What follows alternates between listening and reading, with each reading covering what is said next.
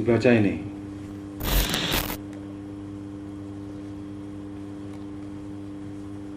Ayat yang ke-9 coba dibaca. Ayat yang ke-9. Aku, Yohanes, Ya. saudara dan sekutumu dalam kesusahan, Ya, terus. dalam kerajaan, Ya. dalam ketekunan menantikan Yesus, Ya. berada di pulau yang bernama Patmos. Berada di satu pulau yang bernama Patmos, terus. Oleh karena firman Allah dan kesaksian yang diberikan oleh Yesus. Ya, terus. Pada hari Tuhan aku dikuasai oleh roh, Aku dikuasai oleh roh, terus. dan aku mendengar dari belakangku suatu suara yang nyaring, Ya. seperti bunyi sangkakala. Ya, terus. Katanya, apa yang kau lihat, tuliskanlah di dalam sebuah kitab, dan kirimkanlah kepada ketujuh jemaat ini. Tuliskanlah dalam satu kitab, kirimkan ke 7 jemaat ini, terus. Ke Efesus, Ya. ke Smyrna, ke Pergamus, ke Tiatira, ke Sardis, ke Philadelphia, dan ke Laodikia. Ya, lanjut ayat 12. Lalu aku berpaling untuk melihat suara yang berbicara kepadaku. Ya, terus. Dan setelah aku berpaling, tampaklah kepadaku 7 kaki dian dari emas. Nah, 7 kaki dian dari emas ini 7 jemaat. Ya, terus. Dan di tengah-tengah kaki dian itu ada seorang serupa anak manusia. nah, seorang serupa anak manusia, penampilan Tuhan sebagai imam besar, sebagai raja di atas segala raja dan mempelai pria. Ya, berpakaian Jubah yang panjangnya sampai di kaki. terus. Dan dadanya berlilitkan ikat pinggang dari emas. Nah, sudah lihat jubah panjang sampai di kaki. Saudaraku, jubah ini menunjuk kepada kepribadian, pakaian kebesaran, ya, pakaian kebenaran, pakaian keadilan, ya, sebagai Tuhan, pakaian kekudusan, pakaian kemuliaan. Kalau Tuhan memberikan contoh seperti itu, berarti kita hamba-hambanya pun harus memiliki hal yang sama.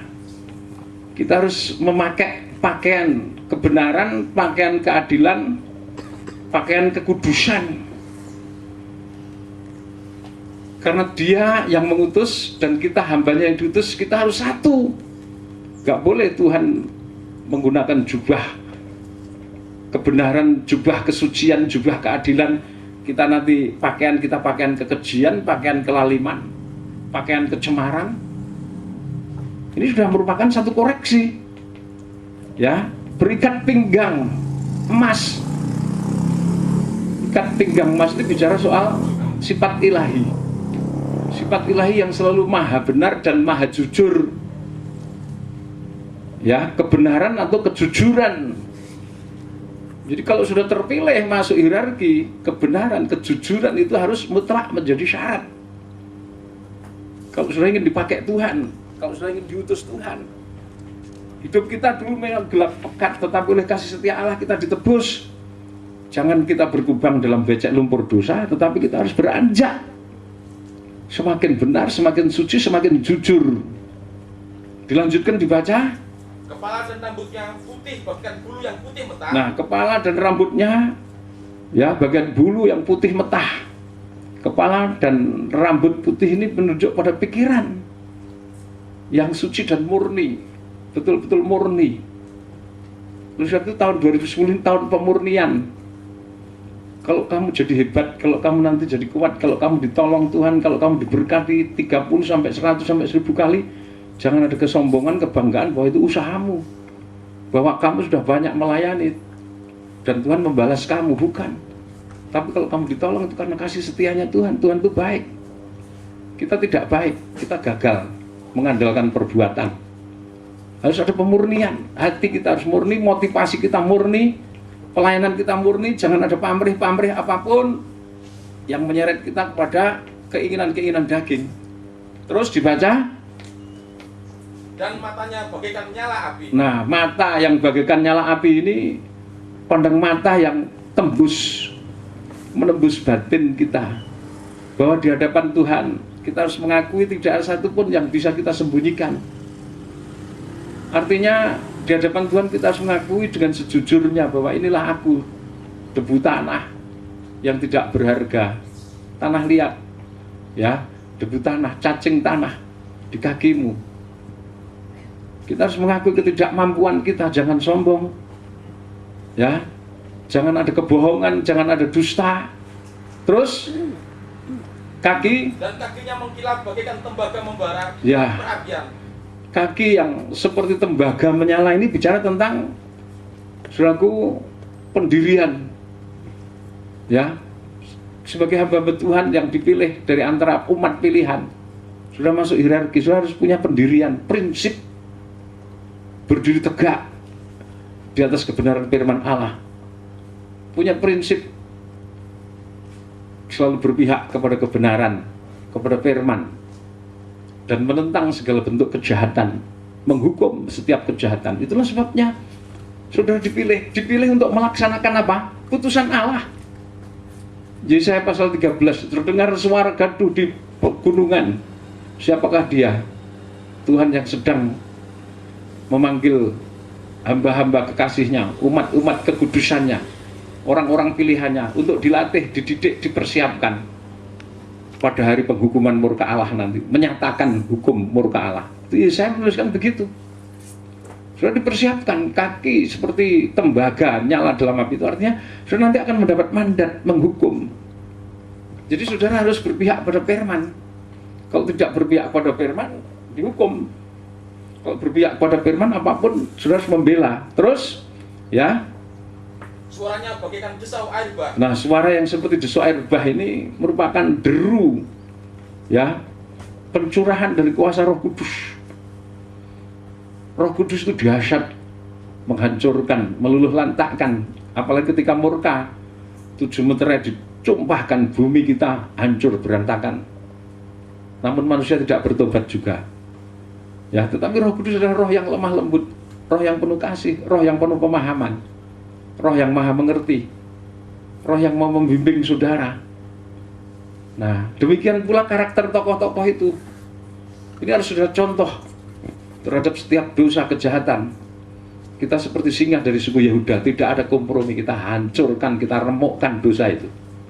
Tapi kita juga memiliki pendirian seperti Roh Kudus, seperti burung merpati yang lembut, seperti anak domba yang rela tersembelih. Untuk oknum yang berdosa kita rela korban apapun. Untuk menyelamatkan oknum pribadi, personil manusianya, kita rela mengorbankan apapun.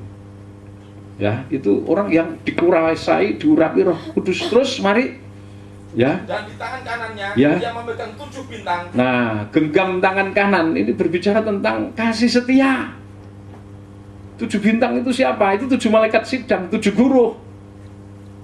Orang-orang yang dipercayakan pada malaikat Sang Surya untuk dididik, diajar, ditempa, digembleng. Nah, 7 guru ini digenggam, dipilih bukan karena baik, bukan karena hebat, tetapi karena kasih setianya Allah. Oleh sebab itu, para pemimpin kegerakan, para pelayan kegerakan, para ketua kegerakan, saya pun harus memiliki kelembutan hati seperti ini. Manakala sudah melihat orang lain masih hidup dalam dosa, sudah dinasihati sekali, 2 kali, melanggar lagi, jangan cepat-cepat mengambil kesimpulan orang itu layak dihukum, dibinasakan. Tapi biarlah panjang sabar Allah berlaku. Sama seperti dulu saudara diampuni karena panjang sabar Allah. Maka terhadap orang lain yang berdosa pun kita memberi kesempatan. Selama orang itu masih mau dididik, biarkan kita didik. Kecuali kalau dia lompat, meninggalkan, bukan salah kita. Ya, lanjut dibaca terus. Dan dari mulutnya keluar sebilah pedang tajam bermata 2. Ya, terus. Dan wajahnya bersinar-sinar bagaikan matahari yang terik. Ya, jadi mulutnya terjulur pedang tajam bermata 2. Ini adalah firman Allah. Firman Allah yang nantinya saudara harus paparkan. Firman Allah yang mampu membuka pikiran dan mata hati umat manusia untuk memahami rancangan dan ketetapan Allah. Tentang apa? Pembangunan tubuh Kristus. Hierarki yang harus terwujud, masa yang ditetapkan Tuhan. Sehingga setiap umat Allah harus tahu mempersiapkan dirinya menyongsong kedatangan Tuhan yang kedua. Masuk ke dalam bahtera untuk selamat. Kalau dulu bahtera Nabi Nuh, zaman Musa tabernakel, akhir zaman, alat penyelamat itu adalah tubuh Kristus. Bait Allah rohani, masuk dalam sistem tubuh Kristus, maka selamat. Nah, firman yang tandas, firman yang tajam, firman yang disampaikan seiring kehendak Tuhan ini akan bermanfaat, menyelamatkan manusia. Sedangkan wajah bersinar bak matahari, ini adalah pancaran kasih yang sempurna. Hendaknya kita pun memiliki kasih yang sempurna, sama seperti Allah yang menjadi teladan penyucian kita. 9 perkara ini harus dimiliki bintang maupun malaikat sang surya maupun ya budak-budak rodi yang masuk hierarki. Realisasinya Wahyu pasal 2 dan pasal 3. Karena sudah melihat teladan Tuhan yang sedemikian jujur, benar, suci, murni, setia, begitu baik hati, begitu murah hati, kasihnya begitu sempurna, maka para tokoh itu nanti pada saat menyucikan gereja tidak ngawur. Tidak seperti tokoh sekarang, pendeta sekarang, ya, para pemimpin sekarang. Di dalam melakukan penyucian itu cenderung melihat kesalahan seseorang dari satu titik negatif saja, dari satu sudut pandang. Jemaat itu ditinjau, dinilai dari sisi negatif semata-mata. Ya, ketika menipu dicatat, ketika berbohong tidak ibadah dicatat, ketika ketemu hari ibadah izin katanya sakit ternyata tidak sakit dicatat. Yang diingat itu kegagalannya, kejelekannya, kejatuhannya, tapi tidak pernah diingat kebaikannya. Oh, ketika penggembalaan dalam kesulitan dia datang ya mempersembahkan berkat. Ketika gembala sakit dia datang melawat, mendoakan. Ketika jemaat lain terjatuh dia menguatkan, meneguhkan. Itu tidak diingat. Penggembalaan sekarang itu cenderung selalu mengingat, dan itu menjadi karakter manusia yang terkontaminasi iblis, roh menghakimi. Cenderung manusia itu melihat, menilai, memandang seseorang itu dari sisi sudut pandang negatif. Tapi gembala yang sudah diubah mindset, kerangka pikirnya, pola pikirnya, memiliki sifat ilahi, dia tidak begitu. Dalam Efesus itu diakui kelebihan Efesus, kesabaranmu, kesetiaanmu, kesungguhanmu, begitu selektif terhadap pengajaran. Tidak semua pengajaran kamu terima. Bahkan kau membenci Nikolaus, artinya pengajaran Nikolai. Harusnya Allah hambanya kepada jemaat, ini tidak. Allah jemaat yang diwakili majelis, kemudian hamba Tuhan di bawah majelis. Baru kasus seperti ini di Efesus ditolak berat oleh jemaat Efesus yang kehilangan kasih mula-mula. Tapi karena Efesus sudah kehilangan kasih mula-mula, Efesus seperti pelacur, diancam, jatuhmu berat, kalau tidak kaki dianmu aku tinggalkan. Melayani tanpa kasih itu seperti pelacur yang melayani laki-laki tanpa kasih selain motivasi uang. Nah, di situ penyucian itu tampak. Smirna juga kelebihannya diakui, kekurangannya ditunjukkan, solusi jalan keluarnya ini kalau bertobat, ini reward, penghargaan dari Tuhan.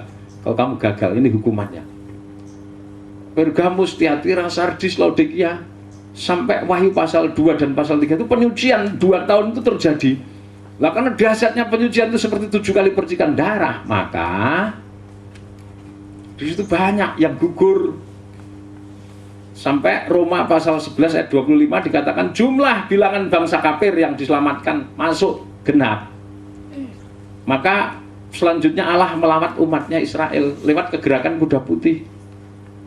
Jadi penyucian itu ibarat Mesir waktu itu menikmati gandum untuk dirinya sendiri. Gandum firman Allah, ya. Secara spiritual, gandum yang diseleksi adalah bahan baku pembangunan bait Allah. Personil yang harus menjadi anggota tubuh Kristus diseleksi, yang tidak sesuai dengan target atau platform atau patron yang ditetapkan Allah, terseleksi secara rohani, bukan alami. Sudah itu banyak yang dipanggil, sedikit yang dipilih. Sampai nanti wujud penyucian itu kalau sudah membaca Wahyu pasal 4, nanti sudah baca sendiri. Wahyu pasal 4 itu berbicara tentang bait Allah. Penyucian itu menghasilkan ya hal seperti itu. 1, bangsa kafir ayat 1 sampai 7 itu menjadi bait Allah rohani. Ayat 8 sampai ayat yang ke-11 sebagai bait Allah rohani memiliki aktivitas mengasihi Allah, mengasihi dalam wujud sembah. Di dalam Wahyu pasal 4 ayat 1 sampai 7 ya, itu bait Allah dimulai dari pintu gerbang sampai tabut di sana. Coba dibaca sedikit saja Wahyu pasal 4 ayat 1. Ke-24 tua-tua dan keempat binatang. Ya, mari. Kemudian daripada itu aku melihat, Ya. sesungguhnya sebuah pintu terbuka di surga. Nah, pintu yang terbuka ini adalah pintu gerbang. Ya, terus Dan suara yang dahulu yang telah ku dengar Ya. berkata kepadaku seperti bunyi sangkakala. Ya, katanya naiklah ke sini. Dan aku akan menunjukkan kepadamu apa yang harus terjadi sesudah Nah, ini. terus lanjut. Segera aku dikuasai oleh roh dan lihatlah. Nah, dikuasai oleh roh. Saat seseorang dikuasai roh itulah saat baptisan Roh Kudus, dan lihatlah. Sebuah tahta terdiri di surga. Nah, tahta ini merupakan apa namanya? Hadirat Allah.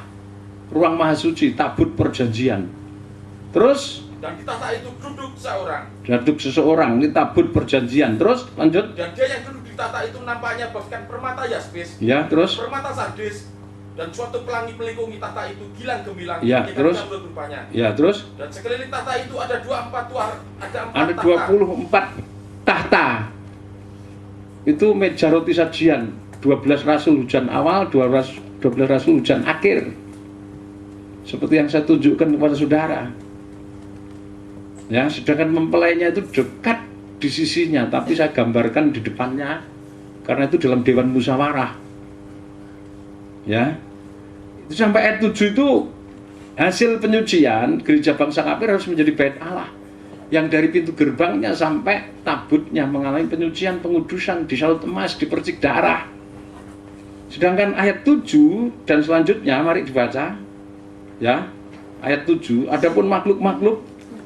Adapun makhluk yang pertama sama seperti singa, Ya. dan makhluk yang kedua sama seperti anak lembu. Nah, ini penampilan Tuhan dalam keempat aspek pribadinya.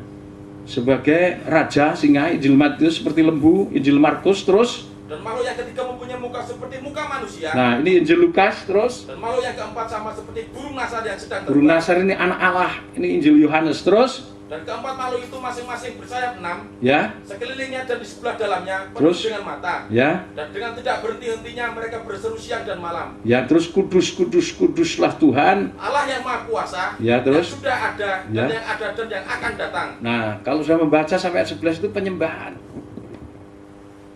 Jadi hasil penyucian untuk bisa bangsa, gereja bangsa kafir itu menjadikan gereja bangsa kafir itu pada puncak penyerahan total, menyembah Allah.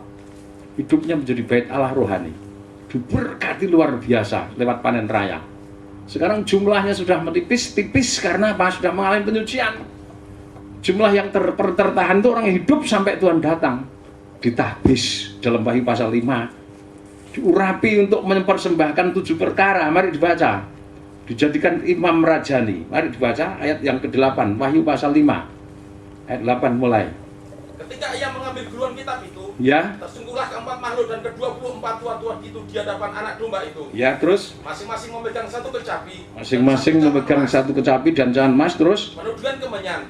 Itulah doa orang-orang kudus. Ya, terus. Dan mereka menyanyikan suatu nyanyian baru, katanya, Ya, engkau layak menerima gulungan kitab itu dan membuka meterai-meterainya, karena engkau telah disembelih dan dengan darahmu engkau telah membeli mereka bagi Allah dengan darahmu engkau telah membeli mereka bagi Allah dari tiap-tiap suku. dan bahasa Ya. dan kaum dan bangsa, Terus, dan engkau telah membuat mereka menjadi suatu kerajaan ya. dan menjadi imam-imam bagi Allah kita. Nah, jadi semua nanti bangsa kafir terpilih masuk kesatuan tubuh Kristus, termeterai menjadi imamat rajani dalam jabatannya. Ya, imam-imam, para ketua, ya, para penatua, para penghulu penatua, para guru dan malaikat sang surya. Lanjut dibaca.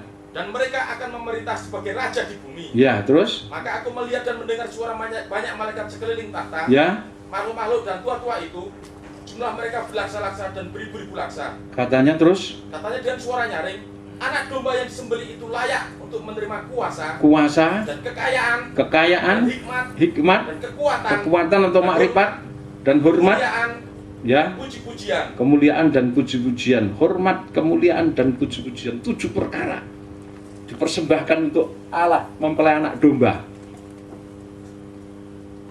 Ini pentahbisan yang ketiga. Di sini gereja bangsa kafir nanti permanen, didefinitifkan masuk hierarki, didefinitifkan sebagai ketua, didefinitifkan sebagai anggota tubuh Kristus. Nah, sejak saat penyerahan kekayaan itu, maka bangsa kafir sudah menjadi pelaku kegerakan kuda putih. Jadi sekembalinya Ruben dan saudara-saudaranya diterima di Mesir, maka Mesir menjangkau Israel.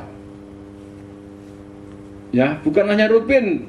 Setelah kasus kejadian 45 ayat yang ke-6 itu, Maka Yusuf memerintahkan membuat kereta yang terbagus untuk menjemput orang tuanya, Yakub, dan sanak familinya. Itulah kegerakan kuda putih di mana bangsa kafir yang dalam hal ini representatif diwakili oleh Yusuf menjangkau bangsa Israel asli. Amin. Waktunya berapa? Waktunya berapa? 9 bulan ini. Nah, waktunya 9 bulan ini. Dari garis ini sampai sini. 9 bulan. Kalau saya pindah di sini yang sampel ini. 9 bulan ini Wahyu 6 dan Wahyu ya 7. Kok bisa 9 bulan saya tanya. Nah itu nanti pasti ditanya sama pendeta yang pola pikirnya cerdas. Romo, kalau didapatkan itu bagian 2 tahun 9 bulan, saya jawab dengan jelas. Ini loh 2 tahun ini kasusnya. Selama 2 tahun gereja bangsa kafir menikmati kekayaan itu firman itu sendiri. Tapi setelah 2 tahun saudara-saudaranya datang, tapi tidak semua. Setelah itu baru dijangkau. Mereka yang tersebar di Kanaan, tersebar di muka bumi dijangkau. Ayo kamu datang ke tanah Gosen, ke padang penggembalaan. Kamu akan terpelihara di sana. Kok bisa 9 bulan? Dari mana? Hah? Siapa yang bisa menjawab? Hah? Gimana? Ya? Setelah didapatkan 2 tahun Ya? masa penyucian ditambah 9 bulan masa mengandung tubuh Ya. Kristus dan ditambah 3,5 tahun masa Ya. besar karena dikurangi Jadi begini. Ini kan sudah pasti patokan baku. Daniel pasal berapa? 9 ayat 27. Ya toh? Sudah toh 3,5 tahun ini ada. Ini juga 3,5 tahun ada. Tadi sudah kedapatan 2 tahun. Kok dikatakan ini 9 bulan? Kegerakan kuda putih ini dituliskan dalam Wahyu pasal 6 dan pasal 7. Saat itu bersamaan dengan itu ada 7 apa? Hukuman apa? Materai. Sampai nanti gereja bangsa kafir pasal 7 termeterai, bangsa Israel termeterai dari setiap suku 12.000, total kali 12 suku 144.000. Ini secara angka parabel, angka kiasan. Setelah itu terjadi Wahyu pasal 8 sunyi senyap setengah jam, di mana terjadi pernikahan rohani gereja bangsa kafir dan Israel menyatu dalam satu tubuh, bersekutu dengan Allah Roh Kudus. Ini persekutuan pertama dengan Allah Roh Kudus. Terjadilah kehamilan sampai gereja melahirkan anak laki-laki. Di mana melahirkan anak laki-laki posisinya? Di sini. Lah, anak laki-laki dikandung sampai lahir itu berapa bulan? Nah, sudah langsung saja dibuat lingkaran dari sini. Ini 9 bulan. Berarti waktu untuk mengumpulkan Israel datang ke tanah Gosen zaman Yusuf itu cuma berapa bulan? 9 bulan. Nah, sampai di sini ada yang bingung, boleh ditanyakan. Itu nanti kalau dalam seminar, sudah pelayanan seminar, sudah tidak siap, itu mesti dikejar orang-orang yang kritis. Kadang-kadang itu pertanyaannya itu tidak ya sebenarnya tidak ingin tahu, tapi ingin menguji saudara, menjebak saudara, dan banyak hal seperti itu. Jangan kaget, karena tipe manusia itu memang banyak sekali. Tapi apapun yang terjadi sudah siap. Amin. Jadi ini kan sudah baku 3,5 tahun masa antikris, 3,5 tahun peranihan sudah baku, 2 tahun sudah dicatat dalam Alkitab. Kalau ini ada 2 tahun, berarti masih sisa berapa? 3,5 dikurangi 2 tahun berarti sisa berapa? 1,5 toh, 1,5 itu ini. Ya toh, ini 1,5. Lah 1,5 di sini dikatakan pada pertengahan ini anak laki-laki itu lahir, naik ke surga, duduk di tahta. Lah sejak dikandung sampai lahir memerlukan waktu berapa? Manusia berapa bulan? Kalau macan berapa bulan? Kalau harimau 6 bulan. Kalau telur berapa hari? Nah, apalah saudara. Ya toh, kalau harimau 6 bulan, kalau manusia 9 bulan. Itu normal. Berarti kan ini diketahui 9 bulan sudah. Kalau ini sudah diketahui 9 bulan, masa kandungan, masa mengandung itu wahyu berapa? 8 sampai wahyu 12. Ini masa mengandung. Ya, berarti ini sudah tinggal ini berarti Israel itu waktunya cuma 9 bulan. 9 bulan kita harus keliling dunia, saudara. Itu perlu biaya banyak. Makanya kita masuk masa panen raya. Pada saat panen raya itu kita mengumpulkan seperti semut yang cerdik. Saat musim panas mengumpulkan. Saat masa kelaparan dia tinggal memanfaatkan kekayaan itu. Karena tidak mungkin nanti kita membuat proposal minta bantuan siapapun, kecuali kita bekerja sama dengan apa? Fir'aun. Tapi kita pun sudah mengumpulkan segala sesuatu.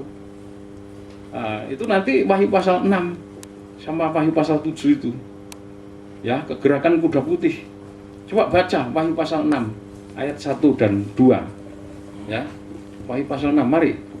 Ayat 1 dan 2. Keenam meterai pertama dibuka. Ya. Maka aku melihat anak domba itu membuka yang pertama dari ketujuh meterai itu. Ya, anak domba itu membuka pertama dari ketujuh meterai itu. Terus? Dan aku mendengar yang pertama dari keempat makhluk itu berkata dengan suara bagaikan bunyi burung. Ya, terus? Mari.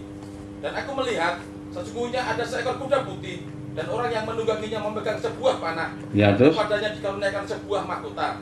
Lalu ia maju sebagai pemenang untuk merebut kemenangan. Ya. Kepadanya dikaruniakan sebuah panah. Lah ini orang mengatakan kegerakan kuda putih ini antikris. Karena apa? Ini loh panahnya itu loh. Panah itu panah jahat loh.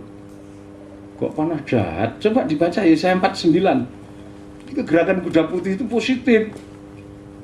Gerakannya bangsa kafir ya menjangkau Israel. Sudah baca Yesaya pasal 49. Ya, ini ketika bangsa kafir diutus menjangkau Israel ini. Untuk Israel bangsa kafir itu dipersiapkan. Dibaca mulai ayat 1. Hamba Tuhan Ya. sebagai terang di tengah-tengah segala bangsa. Nah, ini nanti kita menjangkau Israel yang dalam gelap pekat, kelaparan ya.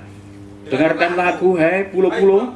Terus? Perhatikanlah, hai bangsa-bangsa yang jauh. Terus? Tuhan telah memanggil aku sejak dari kandungan. Nah, ini pengakuan Yesaya. Yeremia, mulut Tuhan sendiri yang mengatakan, sejak zaman purbakala, aku sudah mengenal engkau. Di dalam kandungan orang tuamu, aku mengenal kau dan kau kuduskan engkau. Ya, diberi kuasa. Nah, tapi Yesaya mengatakan Tuhan yang memanggil aku sejak dari dalam kandungan, terus telah menyebut namaku sejak dari perut ibuku. nah, menyebut namaku. Saudara, orang tua belum memberi nama anaknya, Tuhan sudah tahu. Oh, ini nanti namanya anaknya ini dikasih nama John misalnya. Dikasih nama Lukas. Dikasih nama Yoyo misalnya. Tuhan itu sudah tahu. Kalau itu hamba Tuhan. Terus ayat 2, Ia iya, membuat mulutku sebagai pedang yang tajam mulutku sebagai pedang tajam dan membuat aku berlindung dalam naungan tangannya. iya, terus Ia telah membuat aku menjadi anak panah yang runcing. nah, seorang hamba Tuhan itu seperti anak panah yang runcing. Bandingkan dengan Wahyu tadi. Coba Pak Nasara baca Wahyu pasal 6 tadi, ayat 1 dan 2. Ya, ia telah membuat aku menjadi anak panah yang runcing. Jadi anak panah ini bukan kuasa kegelapan, bukan kuasa antikris, tapi saya punya teman dari Korea yang bernama Yung Il Kuk itu ngotot. Itu antikris itu. Panah itu panah jahat katanya. Semua panah itu panah jahat loh. Dilihat dulu panahnya siapa, yang menggenggam siapa. Kalau yang menggenggam Tuhan Yesus itu hamba-hamba Allah. Mari dibaca. Wahyu pasal 6. Maka aku melihat anak domba itu membuka, Ayat 2 langsung, ayat 2. dan aku melihat sesungguhnya ada seekor kuda putih dan Ya. orang yang menungganginya memegang sebuah panah Ya, dan kepadanya dikaruniakan sebuah mahkota. amin. Lalu ia maju sebagai pemenang untuk merebut kemenangan. Nah, pemenang merebut kemenangan abadi itu bukan antikris. Antikris itu ada, ya, kemudian tidak ada, muncul lagi setelah itu hancur dibinasakan. Tapi ini pemenang abadi, menunggang kuda putih. Putih itu bicara tentang kesucian. Anak panah itu menunjuk pada hamba Tuhan yang digenggam tangan kanan Allah. Ia telah membuat aku menjadi anak panah yang runcing dan menyembunyikan aku dalam Tabung panah. tabung panahnya. Artinya bukan sembarang panah. Kegerakan kuda putih itu nanti wujudnya ini Yesaya 41 ini. Ya, Yesaya 41 nih, baca ayat 1 mulai. Yesaya 41 mulai ayat 1. Tuhan membangkitkan seorang pembebas. Nah, seorang pembebas ini adalah malaikat sang surya yang dilahirkan dari negara burung nasar, burung buas. Ya, lanjut. Dengarkanlah aku dengan berdiam diri, hai pulau-pulau. Ya, terus. Hendaklah bangsa-bangsa mendapat kekuatan baru. Ya. Biarlah mereka datang mendekat, kemudian berbicara. Ya. Baiklah kita tampil bersama-sama untuk berperkara. Biarlah kita tampil bersama-sama untuk berperkara. Terus. Siapakah yang menggerakkan dia dari timur? Siapakah yang menggerakkan dia dari timur? Terus. Menggerakkan dia yang mendapat kemenangan di setiap langkahnya. Menggerakkan dia yang mendapat kemenangan setiap langkahnya. Terus. Yang menaklukkan bangsa-bangsa ke depannya. Ya, terus. Dan menurunkan raja-raja. Pedangnya. Membuat mereka seperti debu. Nah, terus. Panahnya membuat mereka seperti jerami yang tertiup. Nah, pedang dan panah itu bicara tentang hamba Tuhan dan firman. Pedang itu firman yang keluar dari mulutnya, panah yang digenggam tangan kanan Allah itu identik dengan 7 bintang yang digenggam tangan kanan Allah. Dalam Wahyu pasal 1 ayat 20 tadi. Amin. Itu menunjuk hamba Tuhan yang dipersiapkan secara khusus. Bergerak dari timur ke barat nanti. Dalam satu kegerakan besar. Ya, bukan hanya kegerakan kuda putih, sekarang ini sudah mulai bergerak. MP3 ini kita bergerak untuk merekrut, menjaring 227 personil dari luar negeri. Nanti panen raya kita bergerak untuk melakukan penuaian ke seluruh jagat. Bergerak dari timur ke barat kuda putih. Wahyu pasal 6 ayat 1 dan 2 itu nanti pelakunya, ya, malaikat sang surya didampingi 7 guru. Nah, setelah itu hukuman meterai kedua itu dilaksanakan guru dari Eropa, kuda merah. Meterai ketiga dilakukan guru dari Cina, kuda hitam. Meterai keempat dilakukan oleh guru dari mana? Amerika, kuda kelabu, peperangan. Meterai kelima, hukuman itu nanti dilakukan oleh guru kedua dari Indonesia. Sedangkan meterai yang ke-6 itu dilakukan guru ketiga dari Indonesia dan meterai ke-7 guru keempat dari Indonesia. Tadi malam sudah saya terangkan. Lamanya kegerakan itu ya di sini nanti. Di sini nanti. Ini gambar ini. Sampai semua Israel pindah ke Goshen. Goshen itu artinya padang penggembalaan yang terpelihara. Di mana tidak ada kelaparan di sana. Allah yang menjadi gembalanya terpelihara mutlak. Israel itu terjangkau waktunya 9 bulan. Semuanya harus pindah. Kalau saudara membaca kitab Wahyu pasal 7 sampai jumlah bilangan bangsa Israel itu genap. Tapi nyaris waktu itu terjadi tragedi. Karena Nabi Zakaria menubuatkan satu orang Israel itu ditangani 10 hamba Tuhan. Kenapa? Ya kita sadar, kita bangsa kafir itu IQ kita, nalar kita, pemikiran kita nggak seperti Israel yang jenius, yang hebat. Israel serba otak. Sementara kita sudah tenggelam dalam rohani. Kita harus menaklukkan logika, rasionya Israel. Sampai Israel bertobat, satu Israel itu keroyok 10 hamba Tuhan. Saking sulitnya mentobatkan Israel, beberapa guru itu sampai ngambek. Lah, guru itu juga bukan bukan malaikat yang tidak bisa, malaikat saja bisa marah. Kan Allah. Guru itu darah daging. Ya, kita sudah berkorban, wis kesel-kesel, wis entek-entekan, dijangkut, dimenangkan lewat seminar, lewat talk show, lewat dengan pengorbanan yang tidak sedikit. Bayangkan hotelnya satu kamar. Kalau Shangri-La di Surabaya sana 2.400.000. Itu kamar yang biasa-biasa, saudara. Wah, makannya kalau breakfast itu jangan tanya. Lapangan breakfast itu, tempat breakfast itu 4 kali ruangan ini mungkin. Lauk pauknya itu wah banyak sekali. Wah, sudah. Pendek kata sekenyang-kenyangnya, semelendus-melendusnya saudara makan. Ya. Nah, nanti kegerakan kita menjangkau Israel itu juga dengan pembiayaan tinggi, dengan pengorbanan yang tiada taranya, capek, lelah. Kita baru saja mengalami penyucian yang biasa. Lewat pergumulan-pergumulan berat, sekarang bekerja, mengorbankan harta, kekayaan, kekuatan, hikmat, marifat, kehormatan, pujian, kemuliaan kita itu luruh di depan Israel itu. Wis, pendek kata bagaimana caranya memenangkan Israel. Tapi Israel itu mokong betul. sapi gila betul. Itu sulit dimenangkan sampai beberapa guru itu mogok nyaris memponis menerapkan apa pamungkas nyaris untuk malaikat sang surya mengontrol itu. Mari dibaca Wahyu pasal 7 ayat 1 mulai. Perhatikan ya. Ini ceritanya yang sesungguhnya seperti itu. Kalau sudah membaca secara letterlek ini sudah bingung. Ini apokalipsis. Apokalipsis itu rahasia di balik tirai. Tirainya adalah daging. Jadi untuk paham rahasia ini harus dekat pada Allah. Daging disobek, ditinggalkan, datang ke Dewan Musyawarah Tuhan. Ya, mari dibaca.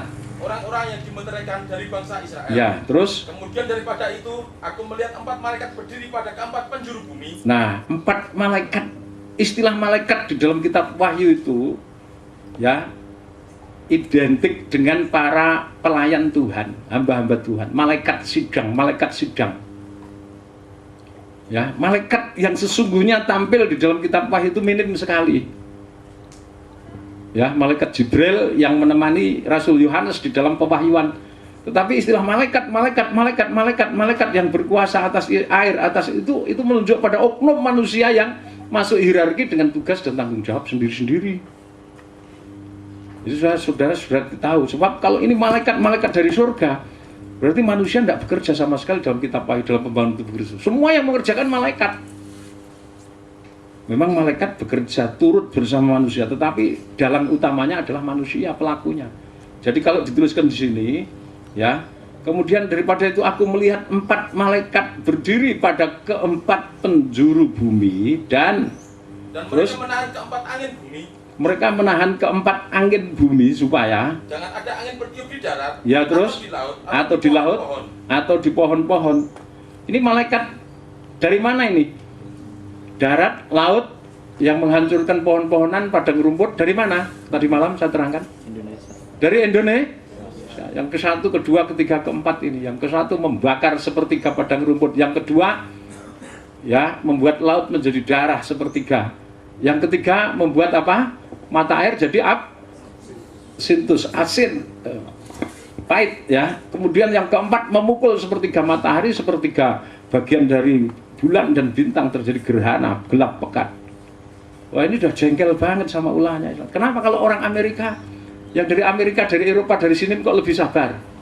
Saya tanya, sebabnya apa? Hah? Coba, apa sebabnya? Dari Indonesia ini nggak bisa ini. Ini memang kelakuan orang Indonesia, budaya orang Indonesia yang sangat sensitif. Tapi kalau orang Barat itu cenderung apa? Dalam banyak hal tidak ikut campur.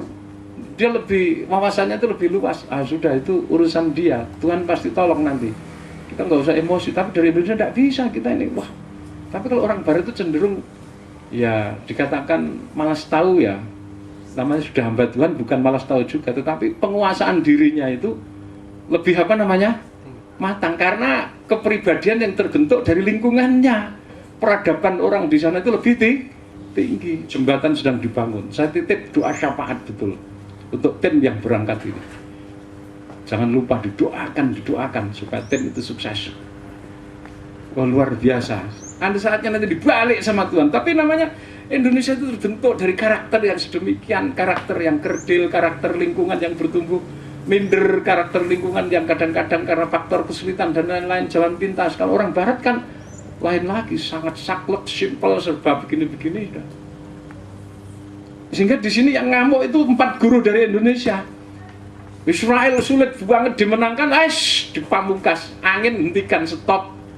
Udara, tanam-tanaman, padang rumput semuanya kacaukan, dread.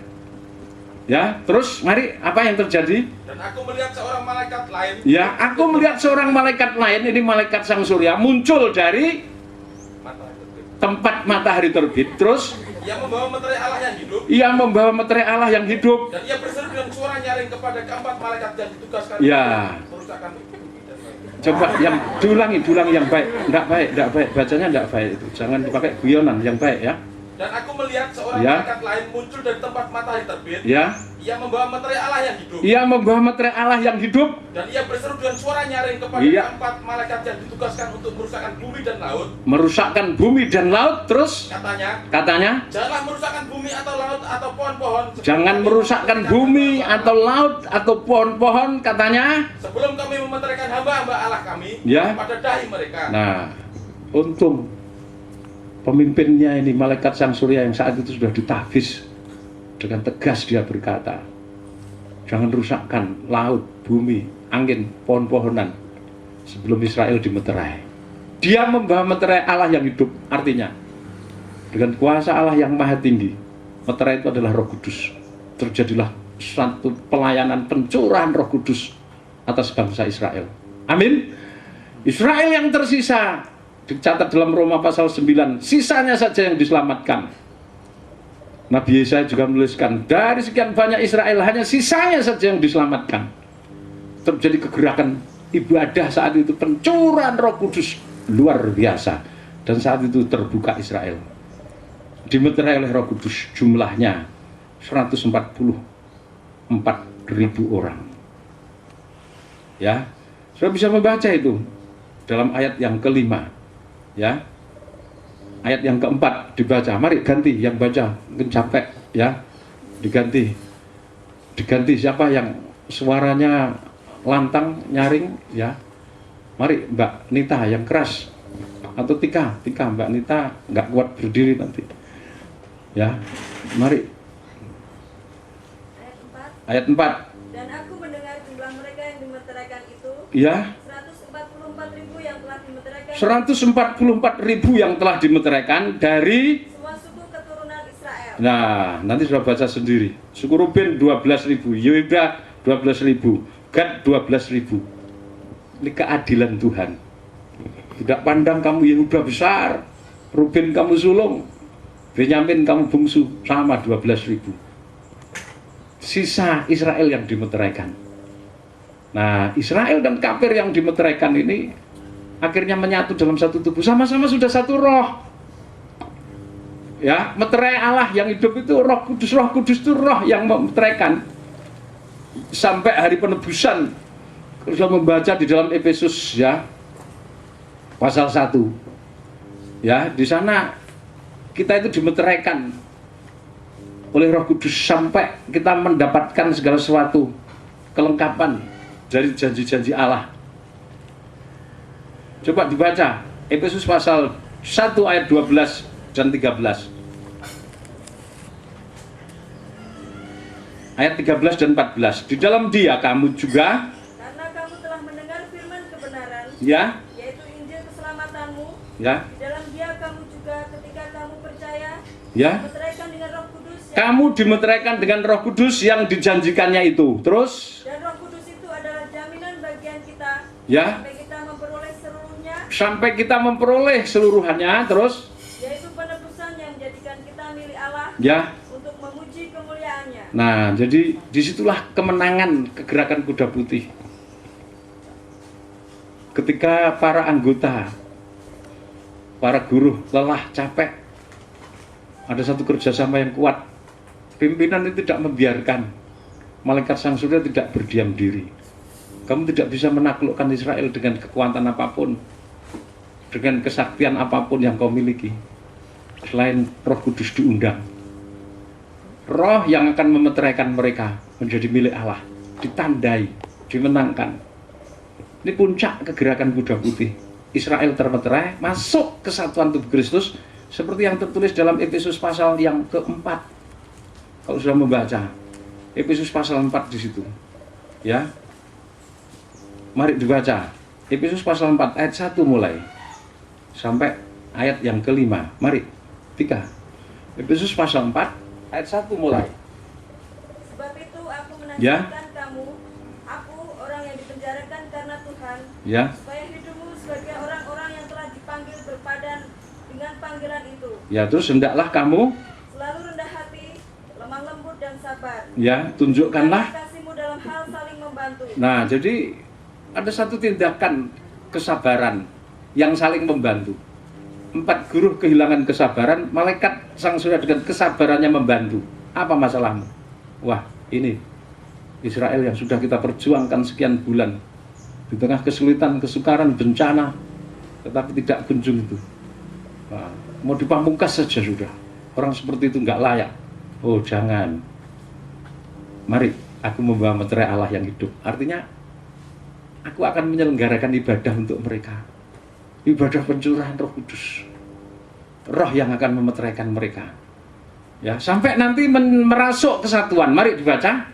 Dan berusahalah memelihara kesatuan roh oleh ikatan damai sejahtera. Nah, jadi roh itu mengikat akhirnya. Israel yang terpecah dengan kafir, yang selama ini benci seperti anjing dan kucing istilahnya, sekarang menyatu dalam satu roh.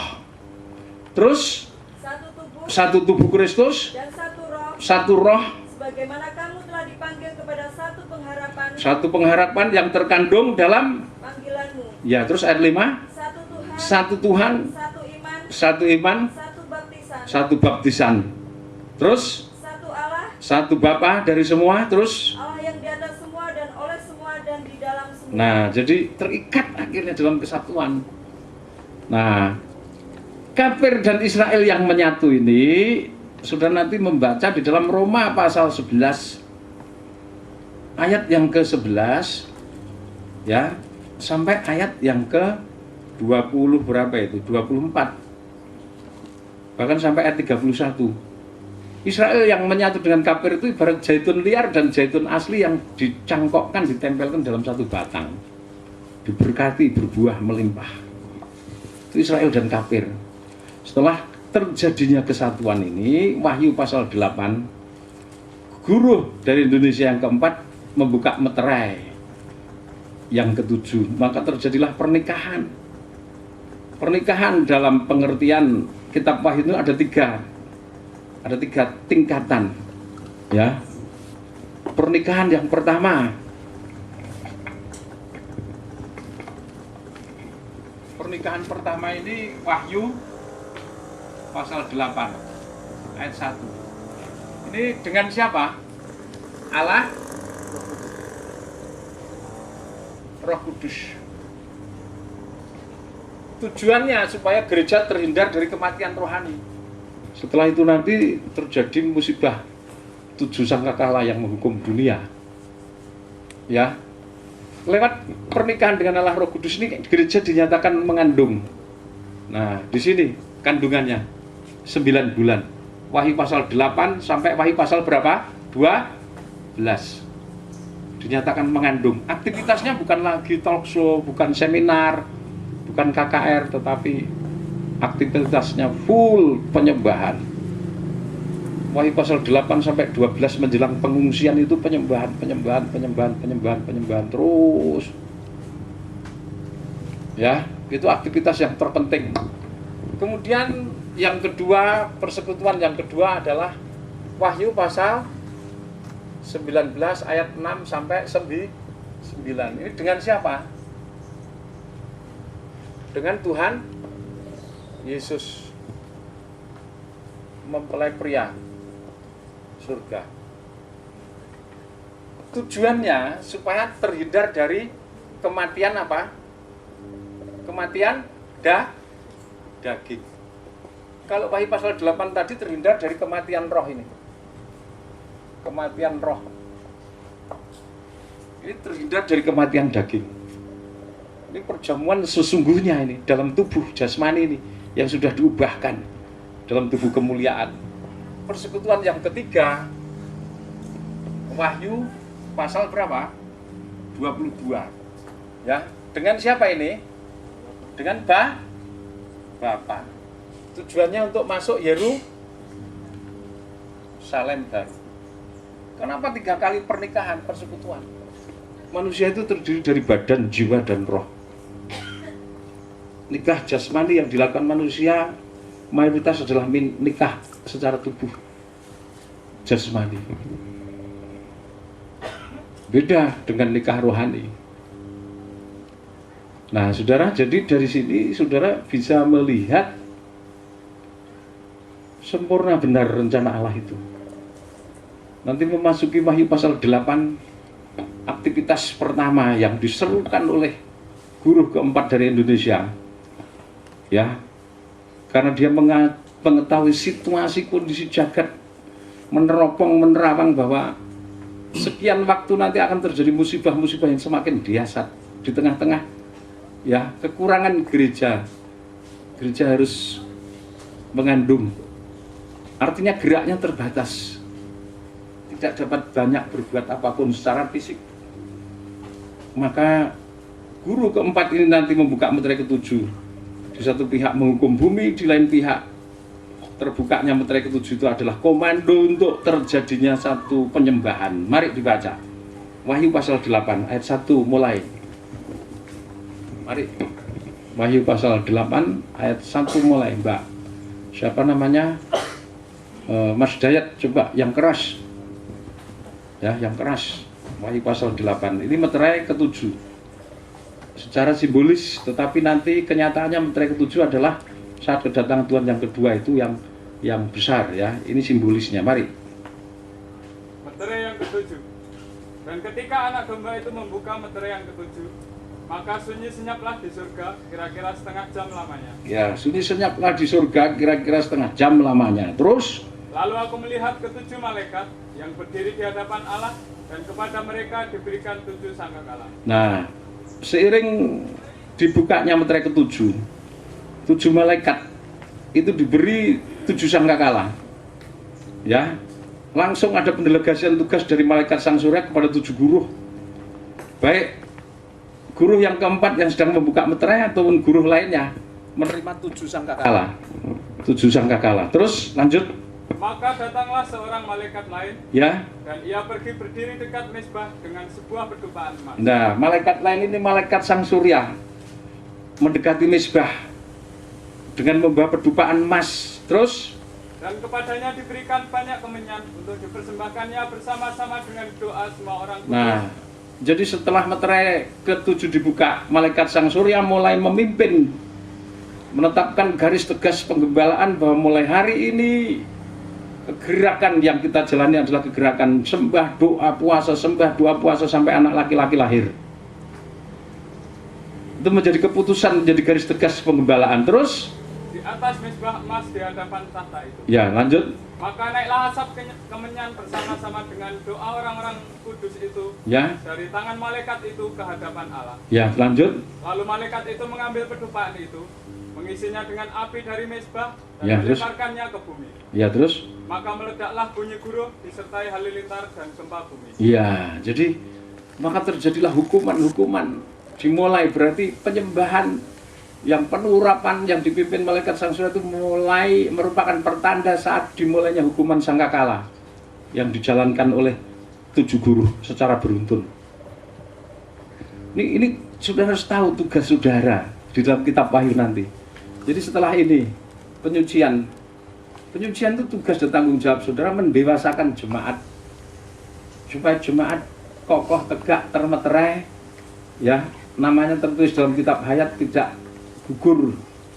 Kemudian menjangkau saudara kita Israel lewat pergerakan kuda putih. Kemudian di sini gereja mengandung para tokoh berjaga, berkawal, berdoa, berpuasa dengan perlindungan yang dinyatakan lewat hukuman. Dengan adanya hukuman-hukuman yang banyak, bumi nanti nggak sempat memperhatikan gereja, nggak sempat memperhatikan, ya, sampai nanti anak laki-laki dilahirkan, ya, di sini anak laki-laki dilahirkan, gereja mengungsi. Itu di tengah-tengah aktivitas doa puasa. Jadi kalau sekarang kita berdoa berpuasa seperti sekarang, wah nanti tentunya tidak seperti sekarang. Doa puasa kita tentunya dengan penuh syarat dengan cucuran air mata.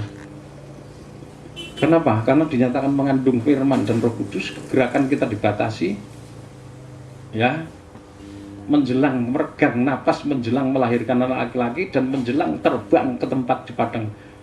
Selama 3,5 tahun itu kita mempersiapkan pengungsian nanti. Doa puasa itu bisa masuk keluar ke hutan taman berkali-kali nanti. Apa di Bandialet, apa di Triangulasi, atau di mana, ke tempat-tempat yang Tuhan tetapkan, yang diyakini nanti menjadi padang belantara pengungsian. Kalau Bandialet nanti jadi padang belantara, di sana ada penduduk, karyawan gimana? Oh, itu mudah. Pengungsian itu jawabannya. Pada saat musibah gempa terjadi di sana, nanti penduduk sana mengungsi semua. terjadi relokasi. Daerah itu tidak boleh dihuni lagi. Amin. Triangulasi tidak boleh kampung-kampungnya dihuni lagi. Jadi yang punya saudara dekat-dekat sana nanti Muncar dan lain Midah semuanya. Sampai ujung timur Belambangan. Pantai itu nanti bersih. Direlokasi karena terjadi sesuatu yang dahsyat ketika sepertiga laut, sepertiga dataran terbakar. Nah, dengan sistem itu, nubuat yang disampaikan seorang yang seperti Ayub tidak mengenal Alkitab, tetapi mendapat petunjuk wisik gaib. Ketika Ratu Adil Ngesti Agung Panotogomo datang, maka jagat kita ini dahsyat. Polae menungso koyok gabah diinteri. Jadi seperti gabah ditampi. Dari sana nanti lari ngungsi sana, lari. Sampai akhirnya hutan taman itu nanti dari batas barat sampai timur ujung Belambangan bersih penduduk. Itu kita masuk seret di pagar badai api. Ya, tapi saya tidak menetapkan di sana, hanya andai kata di sana. Paham sudah? Makanya kita rajin-rajin saja latihan sana. Kalau bisa di sana. Kalau di sana kan sudah hafal, amin. Tapi nanti kita nggak ketemu Pak Harto, nggak ketemu Mbah Gunung, amin. Kecuali kalau Mbah Gunung masuk tubuh Kristus ya lain, ya toh. Kalau Pak Harto masuk lain. Kalau tidak keluar nanti, semua keluar. Pagar badai api. Masuk di sana 3,5 tahun masa antikris sampai Tuhan datang. Wah, nanti yang dari Bali ya datang, dari Bogor datang semua nanti, ya toh. Kan pengungsian itu ada beberapa wilayah yang Tuhan tetapkan, tapi sentralnya tentunya ya di mana penerimaan wahyu itu diberitakan. Nah, sampai di sini saudara ada yang bertanya sebelum nanti kita lanjutkan? Ya. Ya. Tematika Wahyu masa 2 tahun ini di sini ditulis Wahyu pasal 1 sampai pasal 2. Masa 2 tahun Wahyu pasal 1 sampai pasal 1 sampai pasal 5. Iya, pasal 5 betul. Ditulis pasal 2. Oh, keliru Mas Nathan, kowe gambarnya keliru. Kalau punya saya sampai pasal 5 itu. Ya. Itu ralat itu Mas Nathan. Ya. Wahyu pasal 1 sampai pasal 5 ini loh, tulisan ini loh. Ini karena ini memang sudah disalin ke komputer, tadinya kan gambar ya. Coba dianu, nanti diralat ya.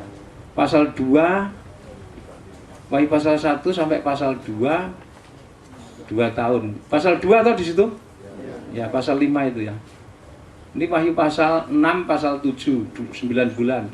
Wahyu pasal 8, 12, 9 bulan ya. Ya baik, terima kasih Pak. Tidak ada pertanyaan? Ya. Ya. Angka itu pengertiannya apa ya Romo?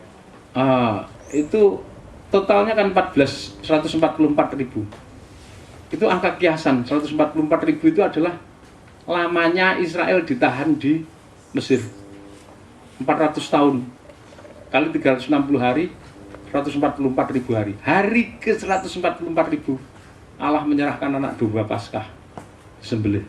Jadi angka 144.000 itu menunjuk angka kiasan, yang artinya adalah setiap orang Israel yang menjunjung tinggi Paskah kematian Tuhan, menerima Yesus itu akan diselamatkan. Pada hari ke 144.000 ya, akhir dari tahun yang ke-400, Israel diselamatkan oleh Paskah menuju Kanaan. Sama, Israel yang mau meninggalkan Mesir, meninggalkan dunia, menuju padang belantara. Kalau dulu 40 tahun di padang belantara, tapi nanti 3,5 tahun menuju Kanaan Semawi, itu kerajaan 10 tahun damai. Dulu juga begitu. Hari ke 144.000 menikmati domba Paskah, malam itu juga bergegas dengan berkasut, tongkat bertangan, berangkat ke padang belantara, ya toh, menuju Kanaan. Nanti setiap Israel yang terima Yesus, ya, masuk tubuh Kristus, dipersiapkan masuk padang belantara pengungsian 3,5 tahun dan masuk Kanaan Samawi setelah kerajaan 1000 tahun damai, setelah Tuhan Yesus datang yang kedua. Jadi itu angka korban Kristus. Nanti dihitung. Israel itu 400 tahun. Satu tahunnya Alkitab 360 hari. 360 kali 400 tahun 144.000 hari. Nah, jadi itu angka sanepo. Sanepo itu kiasan atau parabel ya. Jadi bukan angka harfiah. Di satu pihak itu menunjuk betapa jumlah yang diselamatkan itu sangat Nah, sesuai Roma pasal 9. Hanya sisanya saja. Yesaya juga sudah menubuatkan bahwa Israel yang diselamatkan itu cuma sisanya. Roma pasal 11 itu.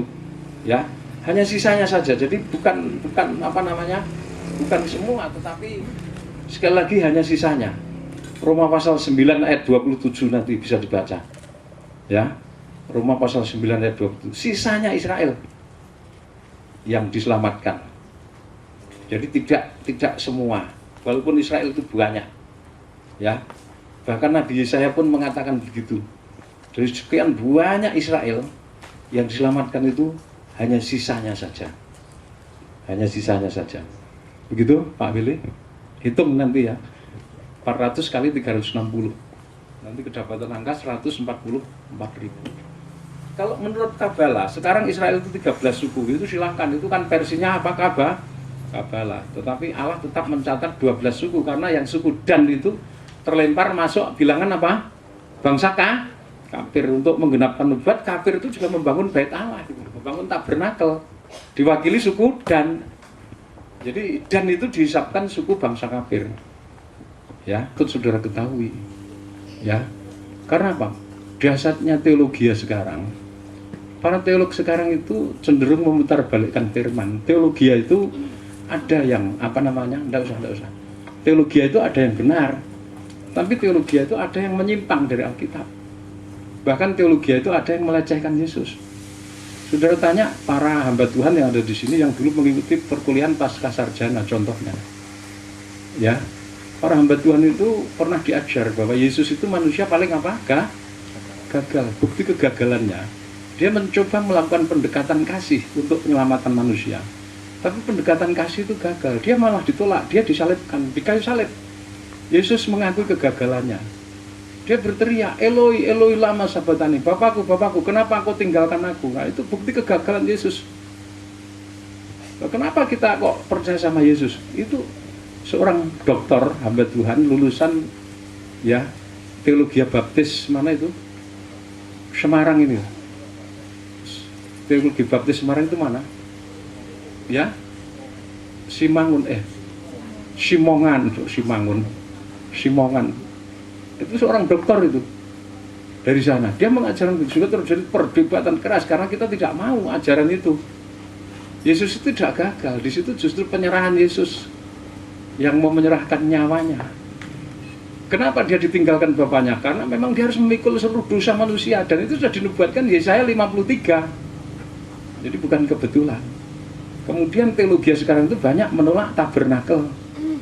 Tanpa tabernakel mereka bisa beribadah, menyanyi 1 jam, 2 jam menyembah.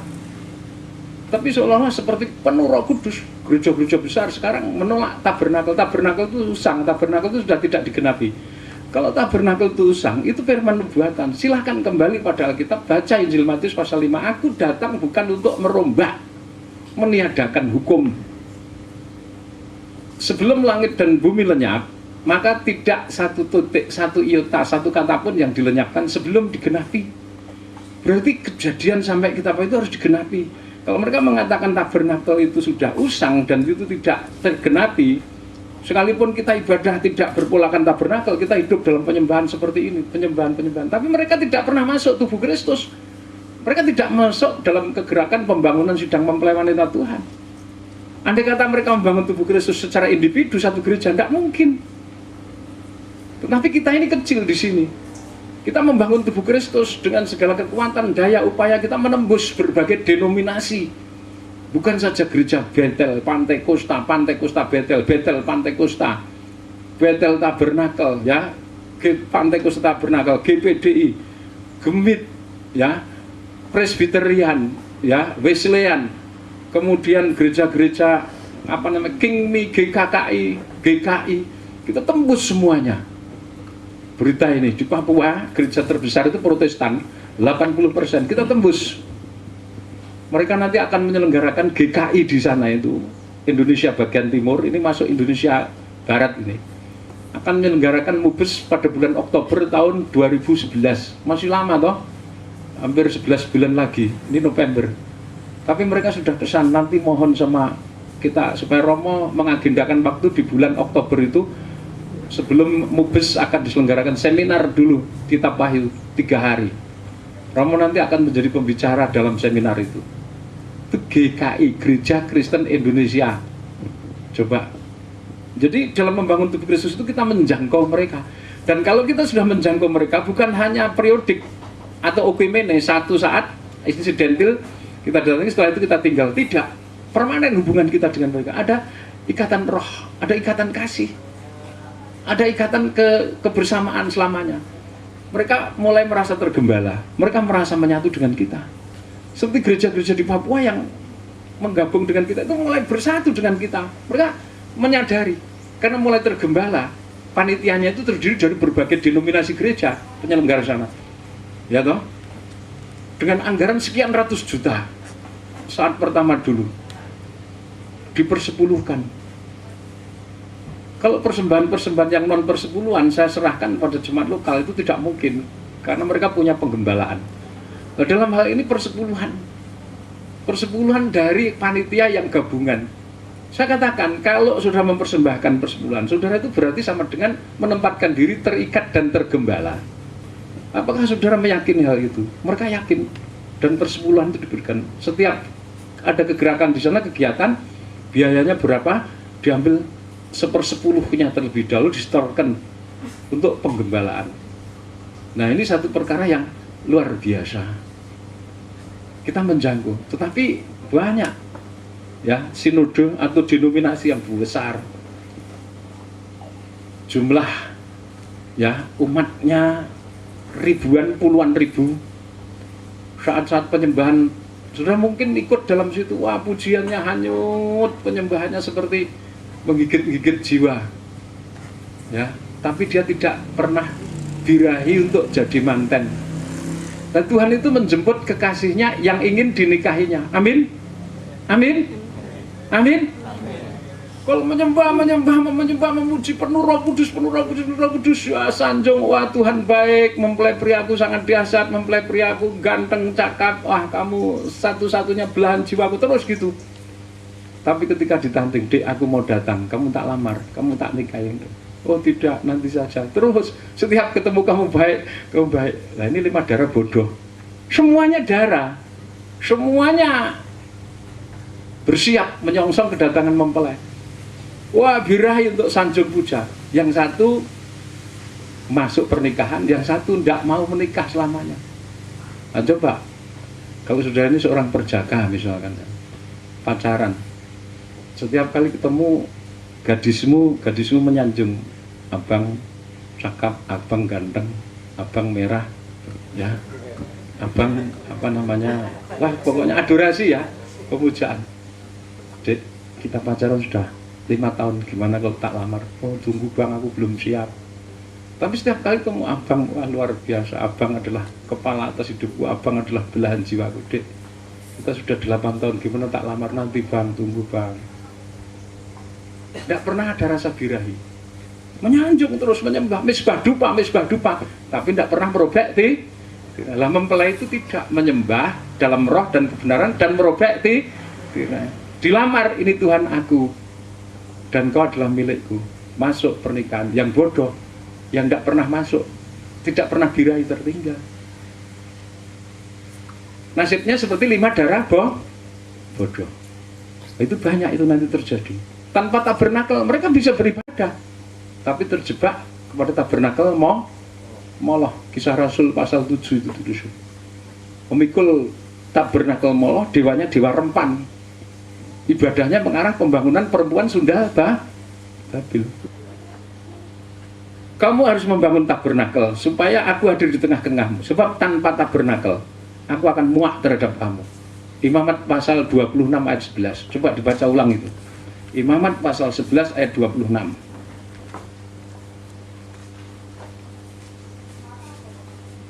Imamat pasal 11 ayat 26. Mari.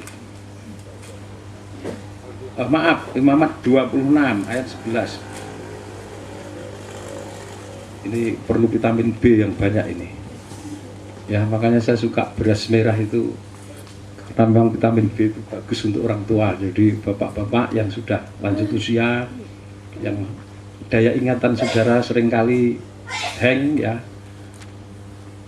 Seperti saya ini kadang-kadang taruh pulpen saya taruh di kantong, saya cari sana sini. Itu perlu vitamin B yang banyak, vitamin B1 terutama. Jadi makanan apapun yang kandungan B1-nya tinggi, katul kulit beras itu, kulit ari beras itu, apalagi kalau beras merah itu bagus sekali, apalagi untuk anak kecil itu ya, sangat mencerdaskan otak. Karena dengan mengkonsumsi B1 itu imunitas otak terhadap racun-racun, toksin ya. Nanti malam kalau saya mengungkapkan tentang divisi malaikat itu ada yang berkuasa atas racun, atas virus itu bahasa Latin, virus atau racun, poison bahasa Indonesia. Itu divisi dari divisinya Bopo siapa? Among satu. Virus itu memiliki ukuran ya antara 8 sampai 8.000 mikrokon milimeter. Jadi dia lolos saringan bakteri. Hanya bisa diperbesar dengan alat yang super canggih. Ya. Nah, virus ini kalau sudah merasuk menimbulkan sakit, peradangan, dan menjadikan kelumpuhan dan kehancuran organ tubuh. Sel-selnya tidak berfungsi. Itu bisa ditangkal dengan banyak mengkonsumsi vitamin B, terutama B1. Ya, Tuhan itu selalu menyediakan. Tapi karena itu tidak banyak dikenal manusia. Ya, kenapa saya banyak mengerti? Saya bukan seorang farmasi yang lulusan farmasi, tapi saya rajin, saya belajar sampai saya bisa membuat obat dengan komposisinya ya, dipercaya oleh masyarakat. Balai POM ya, sebenarnya tinggal mengurus izinnya. Balai POM sudah mengakui. Seorang pejabat dari Kementerian Sekretariat Negara yang datang kepada saya dari Kementerian Sekretariat Negara, dia mengatakan orang Balai POM Jogja itu anak buah saya dulu, namanya ini. Nanti Romo urus semuanya itu atas nama saya, nanti beres. Wah ya Bapak beres di Jakarta, saya ini beres di sininya kan satu obat itu sekian juta. Enggak Romo, nanti atas nama saya, sudah biaya resminya saja.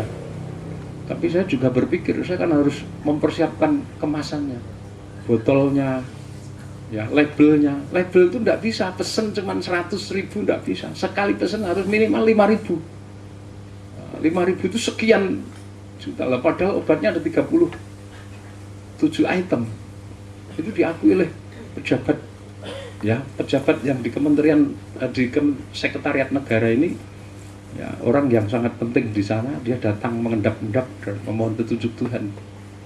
Tadinya datang ke sini mencari saya, tidak ada, ketemu Pak Edi, kemudian datang lagi ya. Nah saudara, nanti akan saya ungkapkan itu dari divisinya Among 1. Among 1 itu malaikat yang berkuasa atas apa? Binatang raya. Beda enggak dengan virus dengan bakteri? Beda enggak? Hah? Bedanya apa? Hah? Bakteri itu dari divisinya apa? Hah? Bakteri itu dari divisi apa? Ya? Among 1. Virus divisi apa virus? Ya? Allah. Saya pernah menguraikan itu sama senior-senior dulu. Virus itu dari divisi apa? Among 1. Kalau bakteri? Bakteri? Bedanya apa virus? Pak Willy? Bedanya apa? Bakteri sama virus? Itu sama-sama penyakit loh. Nah, bakteri itu dari divisi Wanadri, tumbuh-tumbuhan. Bakteri itu semacam tumbuhan bersel tunggal yang terkecil, berkembang dengan sporanya seperti jamur. Nah, kalau itu sudah merusuk badan manusia, terjadi satu infeksi, iritasi, dan lain-lain. Tapi itu tumbuh-tumbuhan hidup, berspora, bersel tunggal, bakteri. Lah, kalau virus itu binatang. Jadi bedanya di situ. Ya. bakteri, amuba, virus, ya. Tapi kalau sudah tidak di farmasi memang bingung gitu. Tapi kalau orang farmasi ya tahu ya, tahu. Saya bukan orang farmasi, tapi saya suka belajar terus, ya. Saudara yang merasa saudara itu penatua atau ketua hierarki, ya. Saya menyebut jangan apa ya, jangan ketua. Kalau ketua nanti kok terlalu apa namanya high level. Sebut saja penatua hierarki, ya toh. Bukan penatua 70. Kalau penatua 70 itu kan bukan pemimpinnya hierarki, pemimpin 70, ya toh. Penatua 70. Tapi ini penatua hierarki. Artinya ketuanya hierarki, 41 orang itu. Nah, saudara harus banyak belajar. Ya, terutama bahasa. Saudara jangan blank bahasa Inggris itu tidak ketang pasif, saudara harus bisa super aktif untuk komunikasi. Sekalipun untuk khotbah tentunya harus berpikir masak, karena untuk khotbah penguasaan ya sastramu, penguasaan tata bahasamu, paling tidak saudara harus mengenal tenses itu, ya. Beberapa tenses dimulai past tense, ya, past present continuous, present, kemudian present future. Nah, dari 3 pembagian masa ini nanti dikembangkan satu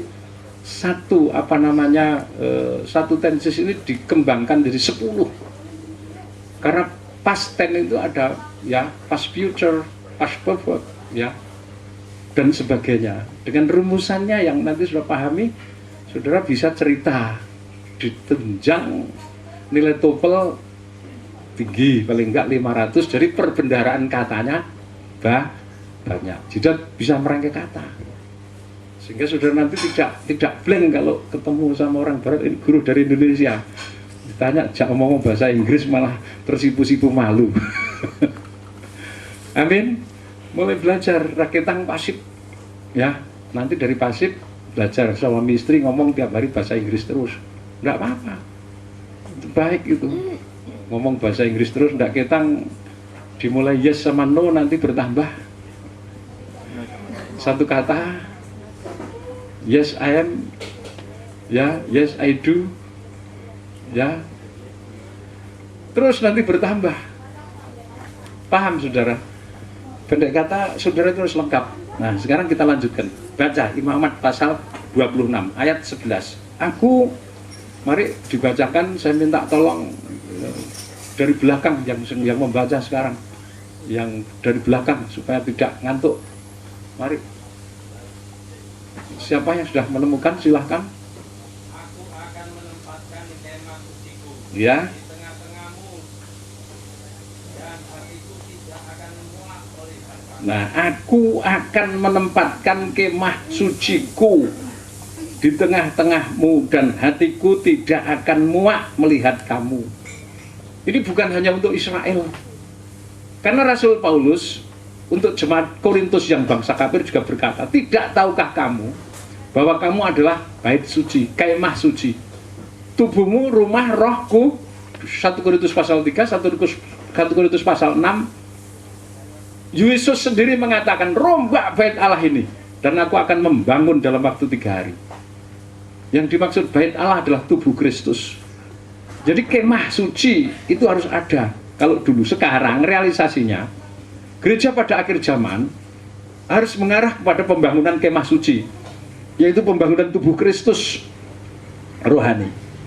Kalau arah ibadah, pelayanan, pujian, sanjung itu cuma menyenangkan hati manusia, happy menyanyi, melupakan duka cita di rumah, kesesakan di rumah, di situ bisa menyanyi, bisa curhat, bisa berbahasa roh, ya, sekalipun hidupnya tidak pernah mengalami mujizat pembaruan. Belum tentu orang-orang yang menyanyi, menangis, bersuka cita di gereja 1 jam menyanyi, oh haleluya, haleluya, haleluya, dengan bahasa Arab dan segala macam itu mengalami mujizat. Mujizat apa? Bukan kesembuhan saja. Kesembuhan itu kecil. Kalau cuma kesembuhan, Tuhan katakan, daripada kamu tidak masuk surga dengan mata yang cacat, lebih baik cukillah matamu kalau matamu berdosa. Amin. Amin. Amin. Lebih baik kamu bermata 1 daripada kamu punya mata 2 tapi satunya penuh dosa. Cukil. Itu firman Tuhan atau perkataan manusia, saya tanya? Firman Tuhan toh. Kalau tanganmu yang salah, ya itu menjadi penyebab kamu tidak masuk surga, potong tanganmu itu daripada kamu tidak masuk surga. Lebih baik kamu masuk surga dengan tangan sebelah daripada dengan kedua tanganmu kamu ditolak atau kakimu. Nah, berarti kesembuhan jasmani itu levelnya rendah, tetapi mujizat yang dahsyat adalah keubahan hidup, hidup yang dibaharui, keluarga yang dibaharui, nikah yang dibaharui, jemaat yang dibaharui, tubuh Kristus yang disempurnakan. Keubahan watak karakter itu dilakukan dengan pengorbanan yang sempurna. Itu yang dikehendaki Tuhan. Jadi kalau di tengah-tengahmu tidak ada kemah suci, kalau dulu kemah suci itu tabernakel, tapi sekarang kemah suci, ya, yang dimaksudkan oleh Tuhan Yesus, di mana Tuhan rombak bait Allah, itu maksudnya Tuhan itu menghendaki supaya kerangka pikir, pola pikir, mindset kita itu tentang bait Allah itu tidak terpatok bahwa bait Allah itu bait Allah jasmani, gedung, bangunan, kayu, batu, organisasi gereja, komunitas gereja yang berkumpul, menyembah, bersatu, tapi tidak pernah ingat tubuh Kristus dirombak. Sekarang kemah suci itu adalah tubuh Kristus yang dibangun dalam waktu 3 hari dengan kekuatan salib.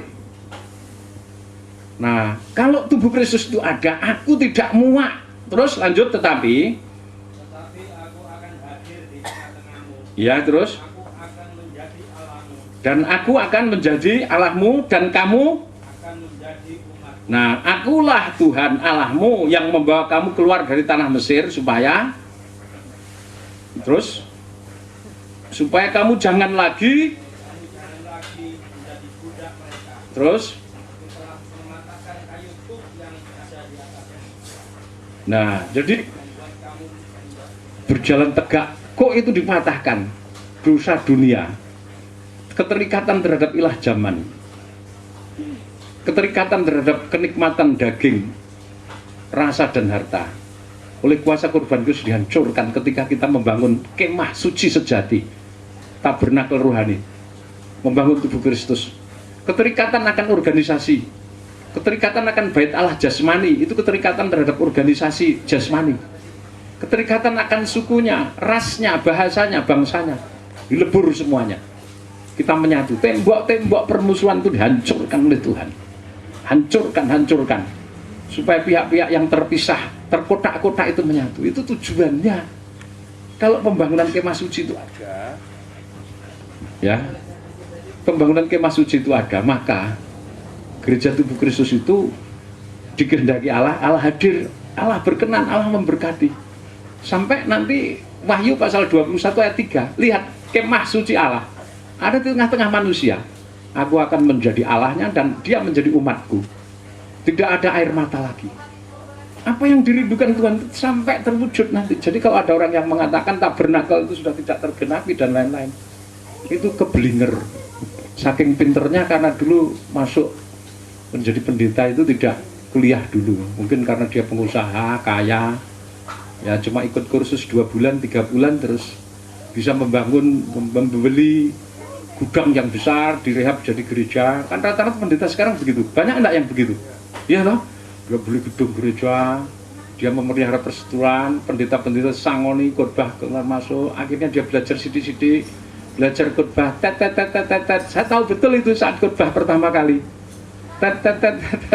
Khotbahnya ya seperti pedagang Lidian yang pertama kali mengenal Alkitab, tapi karena dia uangnya banyak, bisa menidurkan pendeta di hotel.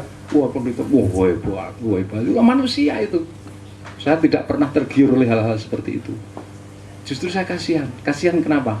Tugas saya untuk suatu saat menjangkau mereka. Amin. Mereka punya kelebihan. Kelebihannya apa? Berani berkorban. Untuk mencintai Tuhan, rela meninggalkan bisnisnya. Untuk mencintai Tuhan rela meninggalkan apapun. Tetapi mereka tidak mengenal tahbisan yang benar. Roma pasal 10 ayat 1 sampai 3. Ya, mereka giat melayani, giat berkorban, giat menyembah, giat berdoa, tapi tidak mengenal kebenaran. Karena tidak mengenal kebenaran, maka mereka menegakkan kebenaran sendiri. Nilainya pemberontakan terhadap Allah. Aku melihat seperti itu, kata Rasul Paulus. Kasihan mereka. Roma pasal 10 ayat 1 sampai 3 itu. Nah, saudara, jadi tugas saudara selaku pemberita kitab Wahyu, orang-orang yang menerima anugerah, menerima rahmat, menerima kasih setia Tuhan kepadamu, yang tidak berdaya, yang papa, yang hina, bejana tanah liat, dianugerahkan berita besar, kekayaan yang dahsyat, kuasa yang dahsyat. Patut kita syukuri. Kita beritakan firman ini dimanapun, kapanpun, supaya lewat kesaksian hidup dan pemberitaan nanti banyak memenangkan jiwa-jiwa. Sampai nanti sudah dipakai dalam panen raya, mereka akan katut nanti. Berita kitab Wahyu, berita tentang kedatangan Tuhan itu nanti akan disiarkan dari timur memancar ke barat. Seperti kilat dari timur memancar ke barat, memancarkan cahayanya. Saya berkata kepada orang Papua, selama ini mereka berkhotbah untuk orang Papua. Papua duduk diam. 155 tahun Papua mengenal Injil, tapi Papua tidak pernah mengalami perubahan. Papua miskin, saya katakan. Papua yang hitam, yang keriting, telanjang. Papua tidur di dalam kemiskinannya, tapi Papua tidur di atas tumpukan kekayaan yang luar biasa, yang saat ini sedang diintai serigala, singa, siap mengeksploitasi, siap mempecundangi Papua. Papua harus bangkit. Papua untuk Papua, Papua untuk Indonesia, Papua untuk tubuh Kristus. Wah, sorak gemuruh saudara, luar biasa. Spontanitas mereka memberi kemuliaan untuk Tuhan. Ya, harta terpendam, kekayaan tersembunyi ini akan dinyatakan, diungkapkan seiring pecahnya pintu-pintu besi, hancurnya pintu-pintu tembaga. Ketika mata hati dan pikiran terbuka, seiring terbukanya gerbang, terbuka terhadap rencana Allah,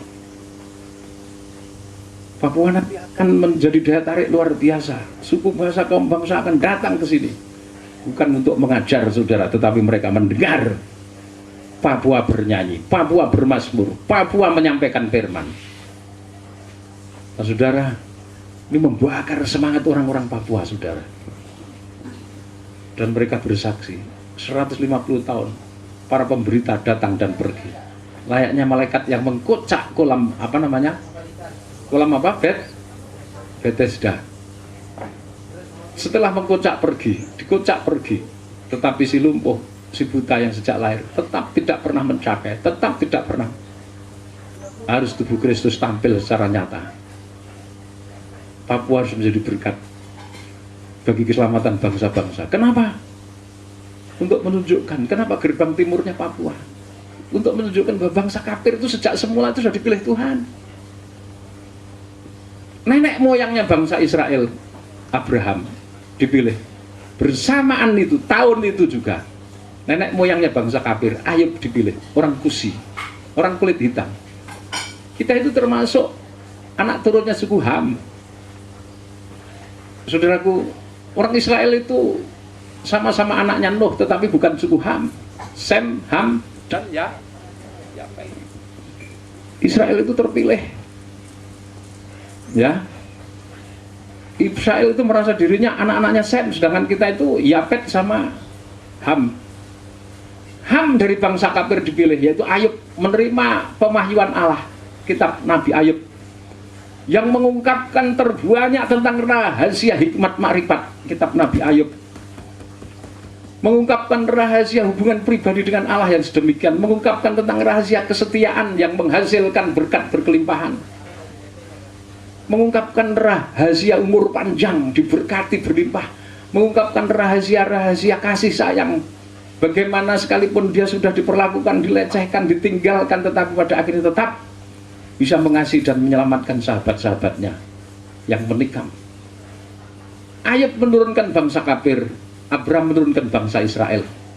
Saudara, pada saat Yesus mati di kayu salib, sebelum di kayu salib jatuh terjerembab di sepanjang jalan yang disebut Via Dolorosa, jalan salib, Tuhan tidak memerintahkan orang kulit putih bermata siwer, siwer itu mata biru, tidak memerintahkan orang berambut pirang untuk memikul salib, menegakkan Yesus, tetapi Tuhan memerintahkan Simon Kireni. Amin. Orang berkulit hitam, berambut keriting. Tidak salah kalau pada akhir zaman ini Tuhan ingat bahwa bangsa kafir yang dipilih itu dimulai dari Papua yang berkulit hitam, berambut keriting.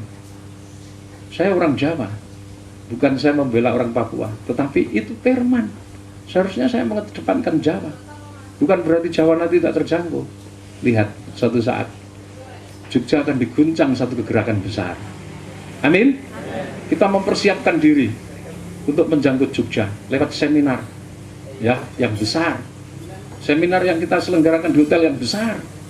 Kita undang hamba-hamba Tuhan yang tenar, yang terkenal. Kita undang para ketua-ketua, para imam-imam. Kita gratiskan makan minum untuk mengikuti seminar. Kita jamu. Amin. Supaya mereka duduk mendengar firman Allah. Saudara, ada saatnya. Sekarang biar mereka dulu. Jogja pasti nanti. Suatu saat Senayan. Senayan akan diguncang. Bukan hanya mereka saja yang bisa masuk ke Senayan.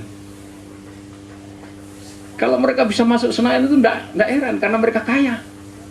Jemaatnya puluhan ribu.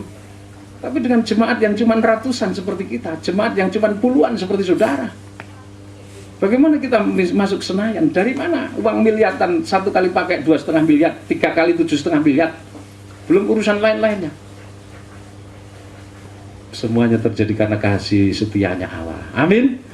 Bukan karena kita hebat, bukan karena kita kuat, bukan karena kita kaya, tetapi Allah yang maha kaya, Allah yang punya, Allah yang memilih kita, Allah yang memperkerjakan kita. Kita cuma babu-babu yang melaksanakan tugasnya. Nah, itu nanti kegerakan itu terjadi dalam masa MP3, dalam masa panen raya, mempersiapkan material pembangunan bait Allah disiapkan, kayu-kayunya, batu-batunya, emas, perak, batu permatanya disiapkan, baik secara jasmani maupun rohani. Baru nanti masuk kenyataan.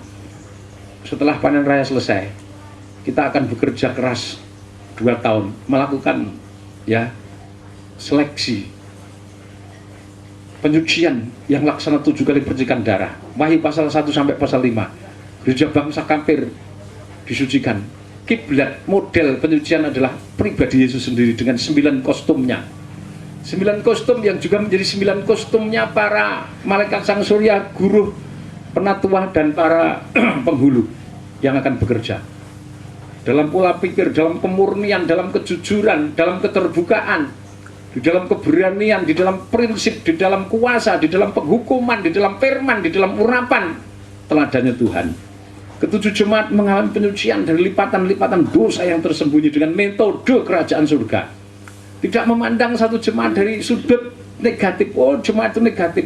Tidak, setiap jemaat sejelek apapun punya kelebihan. Amin. Ada kelebihan, ada kekurangan, itu harus dihargai. Oleh sebab itu dalam Wahyu pasal 2 dan 3 ditunjukkan ini kelebihanmu, ini kekuranganmu, ini solusinya untuk mengatasi masalah. Kalau kamu berhasil, ini upahmu. Kalau kamu gagal, ini hukuman untuk kamu. Dengarkan kata roh, roh akan memberi upah pada kamu. Efesus, Smyrna, Pergamus, Tiatira, Sardis, Philadelphia, Laodikia mengalami penyucian dengan metode yang sama. Sampai akhirnya mereka disucikan dengan patronnya bait Allah. Mereka menjadi bait Allah rohani. Aktivitasnya aktivitas rohani. Sembahyang, berdoa, berpuasa, melayani, berkhotbah, berkorban, memimpin, berjuang. Wahyu pasal 5 sampai pada akhirnya puncak panen raya, di mana mereka menyimpan segala kekayaannya direlakan. Ketika Tuhan menantang, siapa yang ingin membuka kitab termeterai? Kitab termeterai itu siapa? Kalau pintu gerbang yang tertutup itu adalah Papua, kitab yang termeterai itu adalah Israel. Yang sekalipun melihat tapi tidak mengerti, sekalipun mendengar dia tidak pernah tahu. Dia mabuk, tapi bukan mabuk terhuyung-huyung karena anggur, tetapi karena kejahatannya. Seperti gulungan kitab termeterai, Israel harus dibuka. Meterai itu dibuka, sehingga Israel menerima Roh Kudus yang akan menteraikan hidupnya. Kegerakan kuda putih itu dibiayai mutlak oleh kasih karunia Allah yang dipercayakan pada malaikat sang surya. 7 guru, 70 penatua dan 490 penghulu ditopang gereja tubuh Kristus semuanya. Menjangkau Israel dengan kesabaran. Sekalipun 4 guru nyaris putus asa karena melihat kondisi nyata Israel yang begitu tegar tengkuk, sudah dihantam berbagai malapetaka, dilindungi, terjadi peperangan yang membuat terhimpit, terjepit, terjadi chaos di mana seluruh wilayah Arab nanti akan mengepung. Dan saat itu Israel selamat karena munculnya Kabala. Tetapi Israel yang insyaf, yang bertobat, dia meninggalkan kejahatannya, tidak lagi bergabung dengan sundal Babilnya, dengan Lucifernya. Dia menerima dan dimeterai 144.000 orang. Israel dan kafir yang sudah sama-sama dipersatukan bertobat, Wahyu pasal 8, senyap setengah jam itu merupakan saat-saat terjadinya hubungan intim antara Roh Kudus dengan gereja, organisme tubuh Kristus, yaitu kafir dan Israel yang menyatu. Lewat hubungan intim ini gereja dinyatakan mengandung. Nah, sekarang baru perhatian Allah terarah kepada Israel. Di dalam kepanitiaan tim 568 personil itu tidak ada satupun orang Israel, saudara.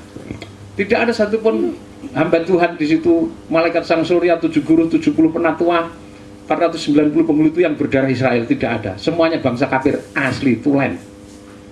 Kapan Tuhan memakai Israel? Setelah bertobat. Maka dipilih seorang dara, seperti istrinya Musa. Siapa namanya? Siapa? Sipora. Maaf, istrinya Amran. Orang tuanya Musa siapa? Yokebed akan mengandung Musa. Seperti Maria yang dipilih akan mengandung dan melahirkan bayi Yesus. Seorang perempuan Yahudi, seorang gadis akan dipilih mengandung dari Roh Kudus dan firman Allah. Yang dikandung adalah firman dan Roh Kudus Tuhan Yesus. Tuhan Yesus yang tidak pernah mati, karena Yesus yang mati tidak jadi mempelai. Ingat perkataan saya, Yesus yang mati di kayu salib tidak jadi mempelai. Yang jadi mempelai adalah Yesus yang hidup. Amin? Amin? Amin? Kenapa? Kalau orang mati kan tidak jadi mempelai.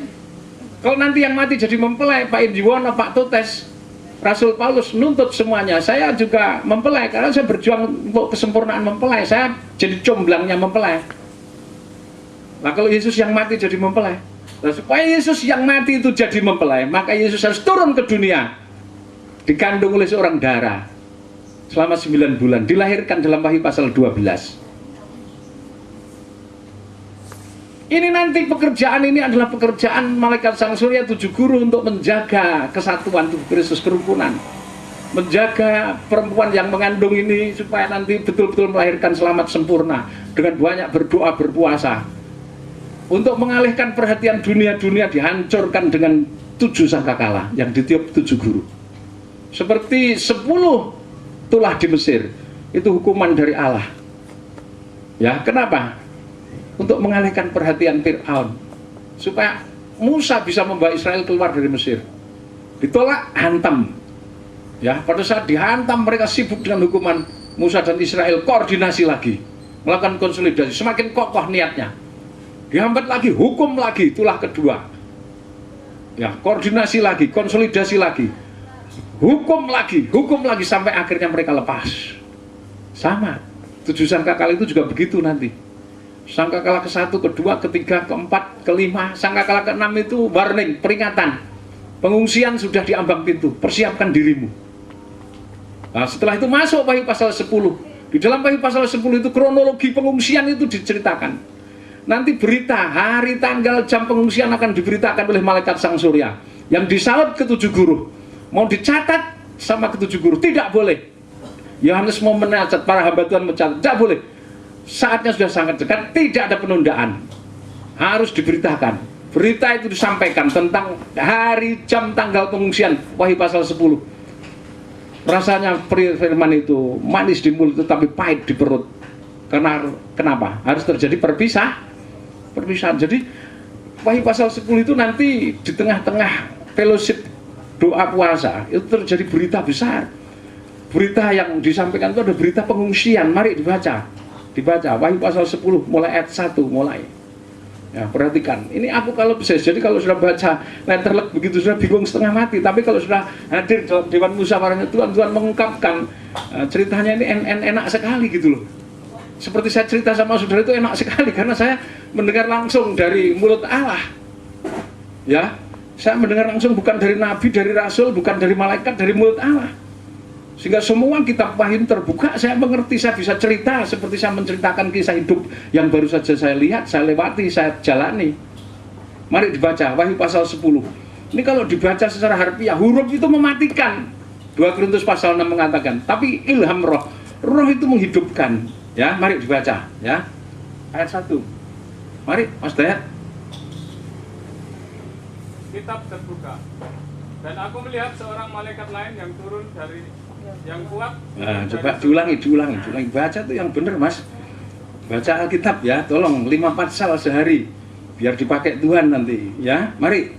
Dan aku melihat seorang malaikat lain yang kuat Ya. dari surga. Nah, Wahyu pasal 5 dikatakan malaikat yang gagah. Sekarang Wahyu pasal 10 yang kuat.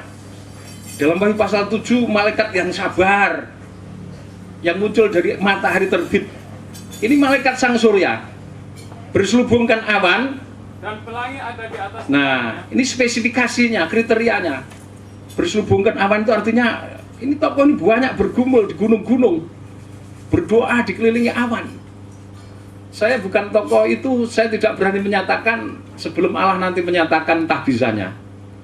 Saya juga yakin saudara juga bukan, tetapi saudara pernah mengikuti saya berdoa seperti ini dan bukan hanya pernah sering. Amin, amin.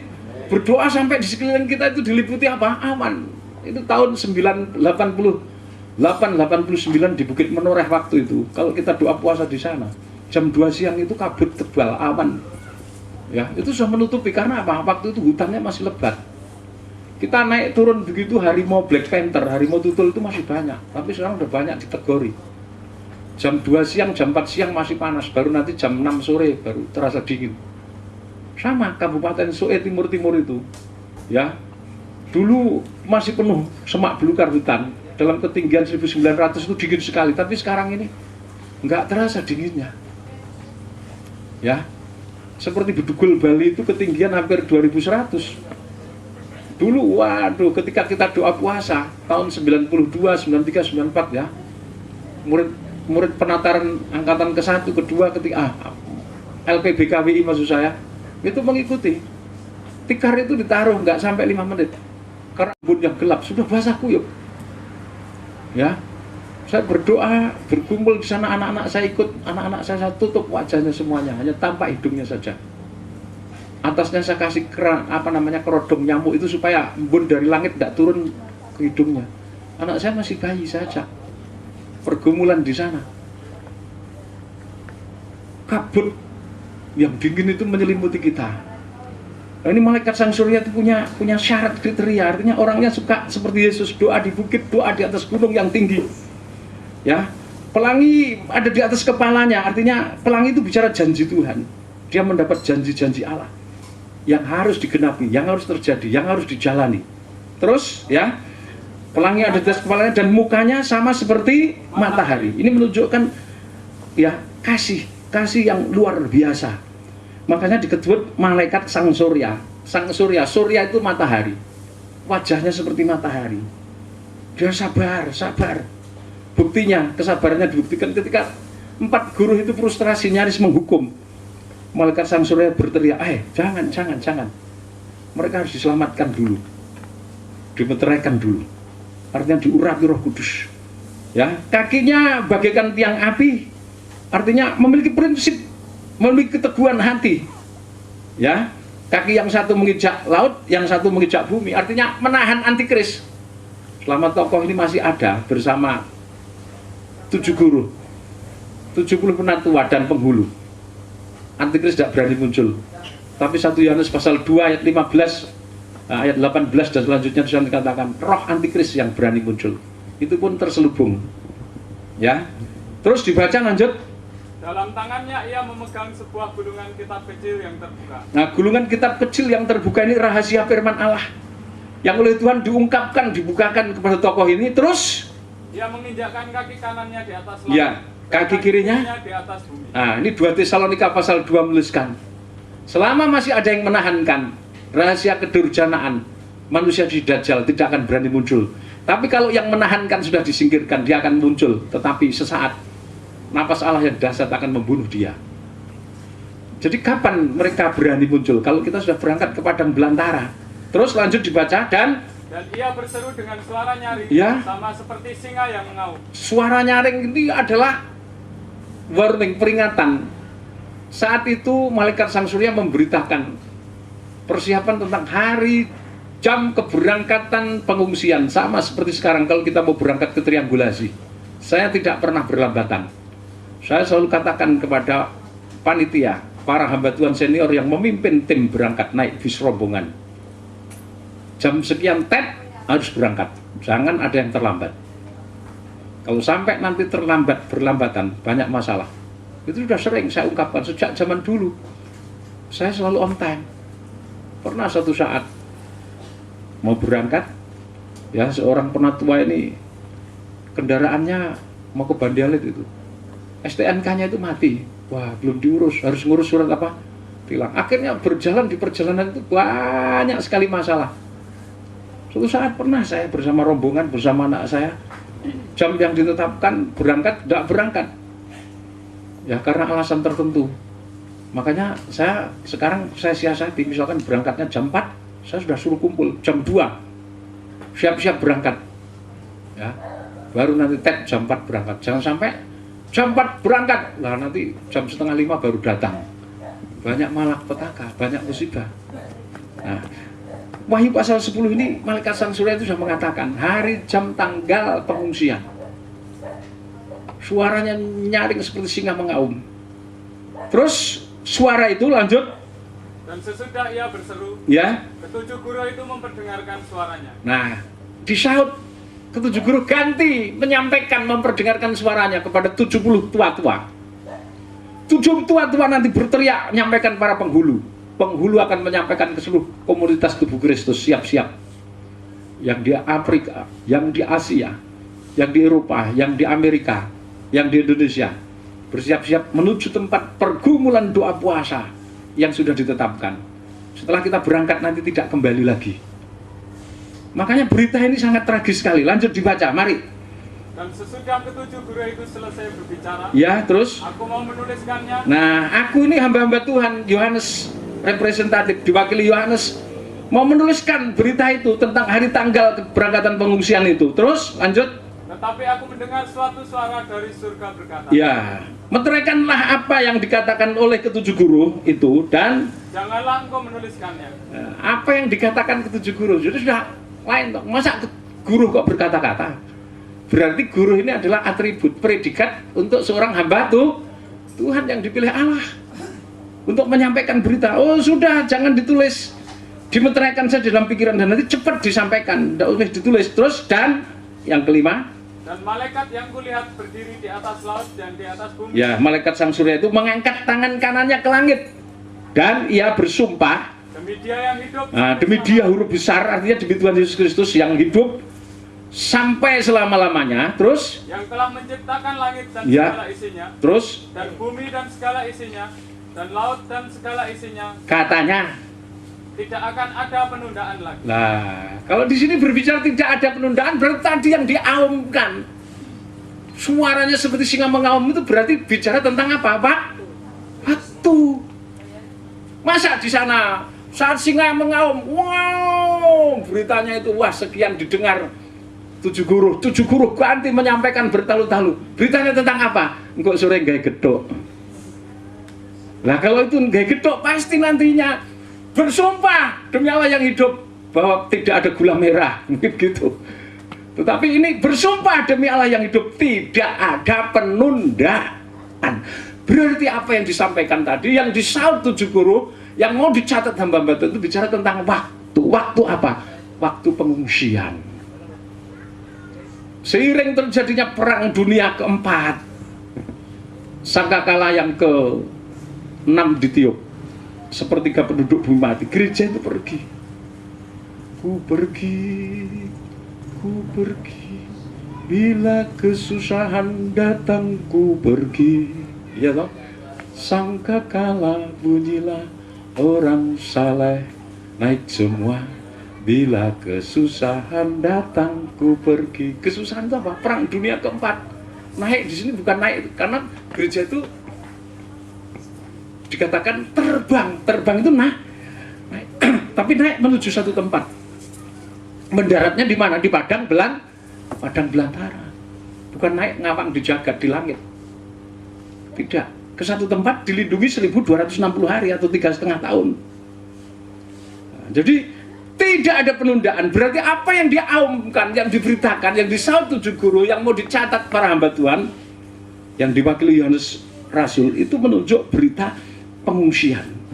Sekarang belum jelas, nanti jelas. Terus lanjut dibaca, tetapi pada waktu bunyi sangkakala dari malaikat yang ketujuh, ya, yaitu apabila ia meniup sangkakalanya, ya, terus maka akan genaplah keputusan rahasia Allah, ya. seperti yang telah ia beritakan kepada hamba-hambanya, yaitu Nah, para nabi. jadi untuk sempurnanya berita itu nanti tunggu sangkakala ke-7. Ya, sekarang mengungsi dulu. Sangkakala ke-7 kan setelah pengungsian Tuhan Yesus datang, semuanya digenapi. Ya, terus lanjut dibaca ayat 8. Dan suara yang telah kudengar dari langit itu berkata pula kepadaku, Ya, terus katanya, pergilah. ambillah gulungan kitab yang terbuka di tangan malaikat, Ya, terus. berdiri di atas laut dan di atas bumi itu. Nah, terus lanjut. Lalu aku pergi kepada malaikat itu dan meminta kepadanya, Ya, terus supaya ia. memberikan gulungan kitab itu kepadaku. Ya, terus. Katanya kepadaku, Ya. ambillah dan makanlah dia. Ya, terus. Ia akan membuat perutmu terasa pahit. Perutmu terasa pahit, tetapi di dalam mulutmu Ia akan terasa manis seperti madu. gulungan kitab ini adalah gulungan kitab yang berbicara tentang kegenapan rahasia rencana Allah, tentang tubuh Kristus, tentang hierarki, tentang ketetapan masa yang sudah harus terjadi. Ini harus dilaksanakan. Gereja siap mengungsi. Waktunya tidak ada penundaan lagi. Tubuh Kristus, hierarki inti, hierarki kedua, tubuh Kristus harus mengungsi ke padang belantara. Tidak ada penundaan lagi. Ya, terus lanjut dibaca. Lalu aku mengambil kitab itu dari Ya. tangan malaikat itu, terus dan memakannya. memakannya. Di dalam mulutku ia terasa manis seperti madu. Ya, Tetapi sesudah aku memakannya, perutku menjadi pahit rasanya. perutku menjadi pahit rasanya. Terus maka ia berkata kepadaku. Engkau harus bernubuat lagi kepada banyak bangsa dan kaum dan bahasa. Nah, kamu harus bernubuat, berkata-kata tentang hari, jam, tanggal pengungsian. Mendengar atau tidak mendengar, sanak familimu, saudaramu harus diberitahu. Mau ikut tidak, mau ikut tidak, mau ikut tidak. Wah, nanti saudara, ini para guru ini nanti seperti orang gila layaknya, seperti induk ayam yang kehilangan kutuk-kutuknya. Cekakraan nanti teriak-teriak. Saudara-saudaranya yang jauh dikabari tanggal sekian akan terjadi ini pengungsian. Percaya tidak, ikut tidak. Kasusnya nanti seperti Lot ketika diperintah malaikat keluar dari Sodom Gomora. Semua keluarga yang diajak. Apakah mereka mau? Kalau memang bukan jatahnya tidak mungkin. Tetapi kita tidak salah, harus bernubuat. Ketika gulungan kitab itu dimakan, hamba-hamba Tuhan yang mempribadikan firman pembangunan tubuh Kristus harus mengambil keputusan pergi mengungsi dan tidak ada penundaan. Berita itu indah, ini yang ditunggu-tunggu. Amin. Amin. Wah, indah sekali nih. Kita nanti ke padang belantara. Di sana jauh dari intian setan. Indah sekali, tapi prosesnya. Ketika terjadi proses harus terjadi perpisahan. Kalau kamu 10 keluarga, kamu punya anak 10. Ya kalau anakmu satu hati semua. Kalau 4 menentang, wah apa-apa ini zaman kuno. Alkitab itu tidak mungkin digenapi. Kita itu begini, ibadah kita sekarang itu begini, tanpa tabernakel. Yang penting kita itu percaya. Kenapa harus ke padang belantara? Kenapa harus mengungsi? Ah, apa-apa bodoh ini. Aduh, anakku, saudara nanti seperti nangis, air mata darah. Pahit rasanya. Memikirkan anakmu. Ya kalau itu anakmu, kalau itu istrimu. Kamu bujuk. Aduh, mama, ini. Ampuni saya, mama. Satu kali ini saja aku mohon kamu ikut sama papa. Apa ini gila, aku besok ada acara begini, aku ada acara. Ini perang, mama, ini perang. Peperangan, dia tengah-tengah peperangan, dia perang dunia keempat itu. Meterai ke-6 dibuka itu. Wahyu pasal 10 itu rentetan peristiwa itu. Tidak bisa, Pak. Aku tidak mau meninggalkan rumah, aku tidak mau meninggalkan ini. Ini bagaimana nanti, siapa yang mengurus kekayaan kita? Siapa? Wah, pahit sekali. Kalau itu suamimu yang menolak, kalau itu orang tuamu yang menolak, kalau jemaat mungkin saudara masih bisa menahan, tetapi kalau itu orang dekatmu, pahit sekali proses itu. Tidak ada penundaan, kamu harus bernubuat. Itu nanti terjadinya, saudara, terjadinya di sini. Ya, terjadinya di sini. Nah, ini saat menjelang sangkakala ditiup. Ya. Sangkakala yang ke-6 ditiup. Wahyu pasal 10 itu di sini kejadian. Sedikit lagi sudah gereja mengungsi padang belantara. setelah anak laki-laki lahir. Anak laki-laki itu Yesus yang tidak mati. Yesus yang tidak mati. Yesus yang sudah mampu menyelamatkan manusia lewat karya kematiannya, menjadikan gereja sidang tubuhnya. Sekarang Yesus nanti akan datang di sini sebagai Yesus yang tidak pernah mati, tapi Yesus yang hidup kekal. Ya, kalau Yesus yang sampai katakan Yesus yang mati di kayu salib, itu sejarahnya sampai di sini. Selanjutnya di sini nanti saudara kasih Tuhan, ini adalah karyanya Yesus yang tidak mati di sini. Jadi manten, Yesus yang mati di kayu salib itu sampai titik sini. Setelah sini, shred, dia datang kedua dengan tanpa cacat, celah dan sempurna. Wah, ini sulit sekali diterima, tetapi hanya kasih karunia. Ya, jadi tugas saudara nanti luar biasa seperti orang gila di sini menyelamatkan.